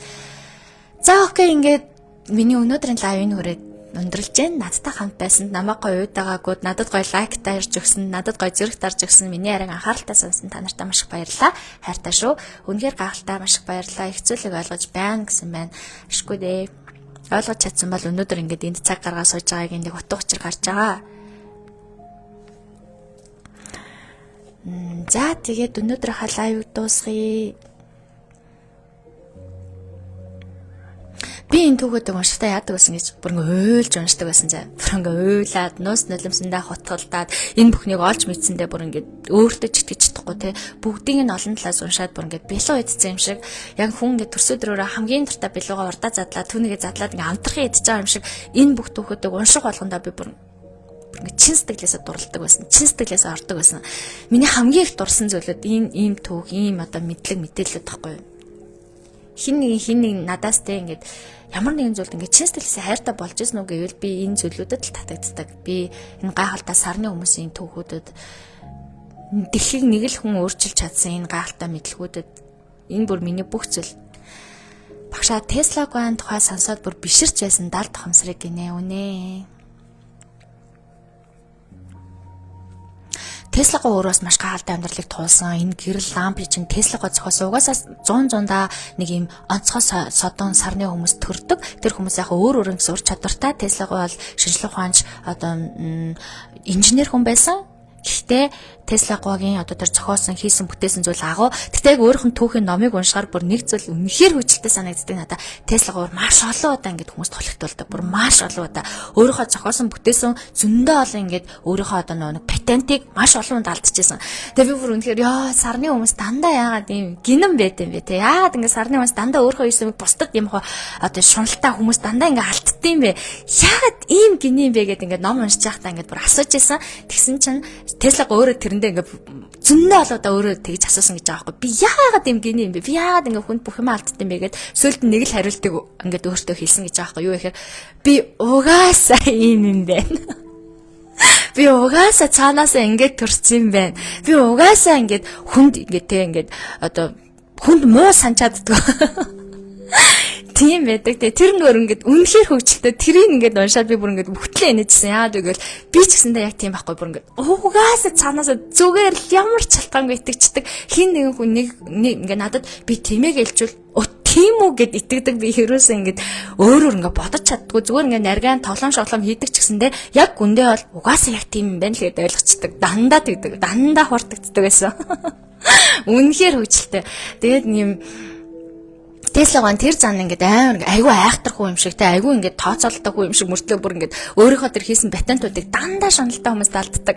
Маш олон бараг л тэр гэрлийн ламп зохиосон тэр патентаа алдхаар шахаад тэгээд арайч дэрийг алдаагүй. Ер нь бол хүмүүс яг тэр хүн зохиосон Tesla-г зохиосон гэдгийг патентаас илүү хүмүүс боддоор мэдчихсэн учраас итгэсэн байгаа байхгүй. Тэр хүн ямар цөмийн зэвсэг зохиож ирсэн хүн штэ. Цөмийн зэвсэг зохиохтой яг тухайн үед мөнгөний хэрэг гараад өөрийнх нь тэр одоо инженер техникийн мэдлэгийг нь хүмүүс ингээд ашиглах гад цөмийн зэвсэг зохиох даалгавар өгөөд тэгэд өөрөө тэгтээ тэр цөмийн зэвсгийг бодохдоо ингэж зохиосон юм билээ. Одоо бусдад хор хөнөөл учруулна гэж бодоогүй. Хэрвээ ийм том зэвсэг байх юм бол хүмүүс дайнд ажиг хийхээс айн энэ зэвсэг ингээд дэлбэрүүл бүх дэлхий ингээд устна гэж бодоод бүх хүмүүс бие биенийгаа ингэж хатгаж дайнд ажиг хийхээс айх учраас ийм нэг том ингээд зэвсэг байх хэрэгтэй гэж бодож зохиосныг нь хүмүүс бас л буруугаар ашигласан. Манай орных те манай орн төв цөмийн зэвсэгтэй танаа орн яах юм ах энэ ч гэх юм уу те би биэндээ ингээд нөгөө нэг айлахын тулд ингээд бас буруугаар ашигласан. Ингээд тэгэд Tesla-гаа ингээд хөөх ингээд санаанаасаа гаргасан тэр ингээд нээлтүүд нь айгүй хөөрхөн гин заяа дандаа л дэлхийн сайн сайхны төлөө дандаа л гоё юм бодоод хийдэг тэрийг нь дандаа л хүмүүс буруугаар ашигладаг. Тэр бас амар хүчтэй байдаг. За нэг иймэрхүү гоё өдөш ийм одоо сэдв ярьсан халуугаа сэдв ярьсан өдөш болж өнгөрлөө. Надад бол үнэхээр өөрийнхөө дуртай сэдв ярьсан болохоор ч тэр юм маш гоё амттай санагдлаа. Маш гоё ингээд гоё цаг мөч өнгөрсөн юм шиг санагдчихэв. Үчимэндээ багшаа гэсэн байна. Хамтдаа байгаа л баймаар байна гинэ. За байгаа л ах юм уу? 12 цаг, 1 цаг, 2 цаг хүртэл. Би нэг хэдэн жилийн өмнө бичих бясалгал гэдэг онлайн сургалтаа зарлчаад тэгээд нөгөө хүмүүстэйгээ бас ярих бясалгал гэдэг сургалтаа зарлчаад хүмүүстэй нөгөө нэг юу гэж байдаг гэсэн штэ. Хоорондоо ингээд voice-аар яриад байдаг нэг аппликейшн байдаг гэсэн юу лээ. Тэр аппликейшнаар ингээд орой ингээд ярьдаг байсан байхгүй ингээд ярих бясалгал хоолой чакрагийн нээхийн тулд ингээд хүмүүсийн микийг нээж агаад нэг нэгээр нь яриулдаг байж агаад нэг удаа бид нар 70 тухамсарлуу ингээд яриа халтарч ороод тэгээд өөрийн дөрөв хүртэл жинхнээсээ яриад жинхнээсээ тэнд байгаа хүмүүс баг өөрийн дөрөв хүртэл хамааг сонсоод дөрөв хүртэл би ингээд өөрийнхөө унсан мэдсэн багасаа ингээд 70 тухамсартай яаж танилцсан түүхээ яриад тэгээд дөрөв хүргэжсэн. Одоо энд миний намайг бүр ингээд анханасаа дагж байсан хүмүүс бол яг тэр түүхийг мэднэ. Яг тэр үед надтай ярьжсэн хүмүүс ч гэсэн одоо ч гэсэн намайг дагдаг хүмүүс байдаг. Миний бичих бясалгал ингээд тэмдэглэлийн дэвтэр энтрийг авч ирсэн. Тэр үед тэр өрөөнд би нөгөө нэг 70 тухамсрын талаар бас нэг ингээд 7 хоног болгон дулаахан гэдэг өрөө байдаг байсан. Тэр өрөө гэдэг аппликейшн чи юу гэдэг лээ дээ. Тэгээд тэр дулаахан гэдэг өрөөнд ингээд урагдаад орой болгон би юм сансар огторготой холбоотой 70 тухамсартай холбоотой юмар ингээд лекц уншдаг байсан. Айгүй бол ингээд 100 200 хүмүүс орж ирээд сонсоод тэгээд нөгөө тэр чинь нөгөө шууд ингээд зарим хүмүүс нь ингээд ярин дундуур орж ирж болдог тийм аппликейшн байсан шүү дээ. Тэгээд тэрүүгээр ингээд дундуур нь орж ирж ярьж марина. Зарим хүмүүс ингээд самрах гэж оролдоно. Айгуу гой хөгжилтэй зүйл болж байсан. Тэгээд тэгэхэд нэрээ бид нар ингээд айгуу удаа ярьдаг. Саад бол нүрэ харахгүй ярьдаг. Тэгээд шүүн ингээд баруун орны хажууд ингээд тавиал яриалаадаг ярьж байгаа бүр сүлд бараг зарим нунтаж мунтаад ингээд дуустдаг. Яриалаа мэрэн гэд хэлсэн чинь яг жинхнээсээ тэр санаанд орчлаа. Тэгээд бас тэгэхэд нэг амар хөгжилтэй болж байсан шүү дээ. Би нөө бичих бясалгал гэд нэрээ өгцөн. Тэгээ бичих бясалгал юм цагаан утастай юм зургаа тэр аппликейшн нэгтээ нээсэн байсан. Тэгсэн чинь ингээл янз янзын өрөөнд ингээл яриануд болдог. Би ингээл нэг өрөө хэсэл явж байгаа л хүмүүс яриаг сонсчихсон чинь будда бурхан шашин гэсэн нэг юм хаягтай юм бэ харна. Юм гоё ингээд бурхан шашны талаар ярьж байгаа юм бахтаа гэж одоо ингээ орсон чинь зөндөө олон хүмүүс ингээд буддааг үгүйсгээд ярьжсэн. Будда гэж одоо ер нь хийн тэгээ бурхан шашин гэж юу юм? Одоо хүн алгадвал нөгөө хацраа өгчих шиг тэгж амьдрна гэж юу яд ингээд яг нөгөө сатаны цоглолт гэдэг шиг. Тийм амар сонио итгэл үнэмшилтэй хүмүүс цоглорсон. Ингээ бурхан шашны ингээд өгөөсгээд яриасаж байсан. Тэгсэн чинь би тэр дунд нь юу ч мэдгүй ингээ бичих бясалгал гэдэг нэртэй орсон чинь хөө тэр бичих бясалгал гэж байгаа эмэгтэйг дээш нь ингээ татаад гаргаад тэр одоо чи бясалгалынхаа талаар яриадах бясалгал гэж чи одоо юу гэж тэнэг юм ярих уу намайг бүр ингээ амар над руу дайрч мараад бүр амар хөвгөлтэй санагдаад би бүр юу ч хэлж чадахгүй шууд тэр өрөөнөөс нь ингээд юу хийгээд гараад ямар ийм үзэл бодолтой бас бэдэн бахта бүр буддаг хүртэл ингээд шүмжлээ сууж яадаг ямар завтай хүмүүс бүр ярихан малдахгүй байгаа юм шиг те бөөнөрөд цугласнаа буддаг гэж энэ одоо бурхан гэж юу яд ингээ ярьж ийн гэдэг бол oh my god тэр бүр үнэхээр биширмэр зүйл байгаа байхгүй би бүр тэр хүмүүсээ бүр шоконд ороод вау та нарыг бишрэхгүй болоо да өөр баг юг бишрэхгүй гэж хэлмээр санагдсан. Үнэхээр хөвгөлтэй тэгэхээр хүмүүсийн үзэл бодол гэдэг бүр үнэхээр хөвгөлтэй байдаг. Амар сонь зүйл. Бүхэл бүтэн биеэр туулсан, тэгээ биеэр туулаад бурхан болсон. 2500 жилийн өмнө амьдарч байсан. Дээрээс нь 5000 жилийн дараах зөвгөнлийг хэлсэн. Маш олон хүмүүсийг гэгэрүүлс ихэрүүлж амьдралын зөв замд оруулсан. Гэгэрүүлсэн бурханыг шүүгээс очидаг хүмүүс. Тэд нар бүр үнэхээр мундаг бурхан юм шиг байна те. Бүр дабл бурхан эсвэл трипл бурхан юм уу юу юм. Тийм сонирхолтой үзэл бодолтой хүмүүс бас байдаг. Амар сонирхолтой байдаг. За ингээд хэдүүлэл аваад тусын өнөөдөр гахалтай өдөр байлаа. Халуухан сэдвэр ирсэн чинь бүр халууччлаа. Өрхөөс гаччлаа гэдэг шиг те. Амар халуун байна. За тэгээ маргааш бас лайваар уулзъя. Маргааш би гахалтай сэдв. Ямар сэдвэр ярихаа бодож олоод пост оруулна. Тэгээ та нар маань бас надтай хамт байхыг хүсэх юм бол орж ирээрэй. Маргааш чинь 5 дахь өдөр шүү дээ. Нэрээ баасан гараг юм байна. Тэгээ баасан гараг бас нэг гоё сонирхолтой халуухан сэдвээр ярилцъя. Хамтдаа ярилцсанаа. Тэгээд надад яг өнөөдрийн энэ сэдвээс ойлгосон зүйлүүдээ комент би ийм ойлголоо гэж комент үлдээх юм бол би нэр үнэхээр талархах шүү. Яагаад гэвэл бүр энэ үнэхээр чухал үнэхээр гоё сэдв баггүй юу? Миний бүр ингээ хайрлж дурлаа бүх зүйлээ юу нэ сатан цоглол бас байдаг штэ гинэ. Байдаг хаа. Байх ёстой л доо. Ер нь бол яг би сатаныг буруутгахгүй л дээ. Юу гэхээр угсаа сатан байх ёстой шүү дээ. Угсаа сүрэг энерги буруу зүйл байж иж бид нар ухаарлал сэхэрл авч байгаа шүү дээ. Бүх юм дандаа тэнцүү, дандаа сайхан, дандаа гэгэрэл байна гэж байхгүй шүү дээ. Уул юм дуртай богинтой, сайн муу нэлжээ савнд дөрдөг. Тэгэхээр угсаа дэлхийн ертөнцид муу тал сүрэг хүчин байх ёстой. Тэрийг бол би бүрэн хүлээн зөвшөөрдөг. Сатан байх ёстой, байсарч ирсэн, байсан учраас угсаа бид нар гэгэрэл байгаа тий. Энэ хоёр ч угсаа хамттай зүйлүүд учраас нэгтэй буруутгаж муу дуртай дургу гэдэг зүйл бол энэ дээр яригдахгүй гэж бодож байна. Гэхдээ төгс гэгэрсэн ингээд нэг багшиг хамтдаа нийлээд ингээд хүмүүс шүүмжилж байгаа нь надад зүгээр амар хөвгөлтэй санагдсан. Үнэхээр хөвгөлтэй. Зүгээр нэг хүнийг шүүмжилж исэн бол би бол гэд хүлээж авна. Бас энэ хүмүүс таалагдахгүй болж болно шүү дээ гэж би бодно. Гэтэл төгс гэрсэн бурхны шүүмжлэн гэдэг бол үнэхээр сонирхолтой. Үнэхээр сонирхолтой. Тэгээ санагдчихсан. Тэгээд ер нь бол одоо нөгөө гетлар ч гэсэндээ одоо сатаны тал гэж сатаны одоо дүр гэж үздэг шүү дээ. Тэгээд гетлар ч гэсэн байсан учраас 2 дахь тайныг үүсгэсэн учраас 70 сая хүмүүсийг алсан учраас тэрнээс хойш тийм аимшигтай тайм болоогүй. Энэ бол бас л бидний хүн төрлөختний энэ цаг мөч энэ одоо үүссэн энэ хүн төрлөختний хувьд маш том сургаал, маш том хичээл, маш том туршлага болж өнгөрсөн он жилүүд. Энэ 6 жил. Дэлхийн 2 дугаар дайны 6 жил бол хүн төрлөختнийг яг нөгөө нэг гээрсгэрэл буюу сүнслэг мөн чанар чиглүүлж чадсан. Тэрний өмнө хүмүүс дэндүү юм эготой те дэндүү эд баялаг эрх мэдэл боолчлол гэдэг байжгаад энэ дэлхийн 6 жил дэлхийн 2 дугаар дан болсны дараа хүмүүс бие биедээ туслах, зовсон нэгэндээ туслах те бие биеийн зовлон ойлгох, хин хэнийг хайрлах, хүндэтгэх тэгээд энэ улс орон болгон өөр ингэсэн одоо ардчлалтай байх хэрэгтэй байна. Өөр ингэсэн ёс заншил, өөр ингэсэн эрхчлөлттэй байх хэрэгтэй байна гэдгийг хүлээн зөвшөөрөөд нэгдсэн үндэсний байгууллага нүүб ингээд байгуулагдаад хоорондоо нэгдлийг одоо тунхаглаад явсан энэ жилүүд үүссэн байхгүй юу. Тэгэхээр муу юмнаас угаасаа үргэлж сайн мүсдэг. Тэгэхээр муу юм гэдэг бол угаасаа байх хэрэгтэй зүйл гэж би боддог. За ингэ сайхан амарсаах намайг битээ яриагаар уу яриа гэж дэлхийн нэг хүн өөрчлөлдөг гэдэгт итгэдэг гинэ. Итгэх биш энэ угаасаа бодит ч тэ угаасаа бүр үнэхээр боддtiin байд зөндөө олон түүх байна. Чингис хааны түүхийг ч гэсэн ярьж болж байна. Чингис хааны түүхийг сүнслэг талаас нь тайлбарж өгч бүр болж байна. Үнэхээр гой задрагаанууд гарч ирдэг. За окей ингэ сайхан амарцгаагаараа өнөөдөр надтай хамт байсанд баярлалаа. Тэгээ та нараасаа гуйх зүйл энэ цаг учир надтай хамт байсан хүмүүс энэ лайвыг үзээд үнэхээр ингэ сэтгэлээ үлдээгэж тэ комент бичиж яг энэ ярьсан зүйлээс ойлгосон мэдэрсэн зүйлүүдээ бичиж өгөөрэй гэж та нартаа уриалмаар байна. Бодож байгаад гой бичээрээ сонсч чадаагүй дахиад сонсороо сонсож дуусчаад сэтгэлээ үлдээгээрээ яг энэ яриад холбоотой сэтгэл шүү. Багшаа баярлалаа гэсэн сэтгэл биш те. 70 хонсор бол эрхлэн юм гэдгийг ойлгож авсандаа талархаж байна. Яалтчгүй ярихгүй, орхиж болохгүй сэдв юм нийтээрээ мэддэг болоосай гэсэн байна. За баярлалаа. Хамгийн анхны комент ирсэн байна. Айлихүү баяр үлзий гэдэг хаягтай манай шав байна. Ер нь миний лайв хичээлүүдэд дандаа харагддаг хаяг байна. За ингээд та нартай би даалгавар өгсөн шүү. За үнэхээр гоё сэдв ярьсан санагдах юм бол үнэхээр хэрэгтэй санагдах юм бол энэ сэдвийг сонссон бол заавал комент үлдээгээрэй. За баяртай сайхан амарцгаагаар маргааш уулзъя. Чингис хааны тухай сонсмоор байна гинэ. Дараагийн захиал байгаа гэж. Окей, нэг өдөр ярьж өгнө. Чингис хааны үнэхээр гоё задраатай байдаг учраас ярьж өгөхөд таатай байна. Ярьж өгөхгүй яах вэ? Маргааш Монгол улс даяар яах юм? Маргааш Монгол улс даяар юу болох юм? Амар сониуч те. Ямар нэгэн болох юм. Хүлээгээс коммент нь тасарчлаа.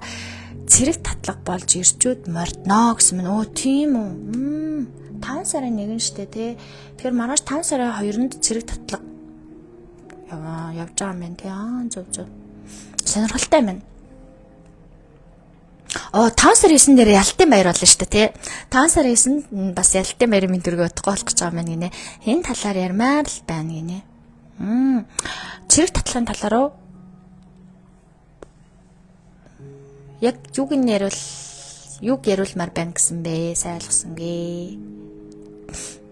Цэцэг гэдэг хаягтай бүсгүй маань бичсэн байна.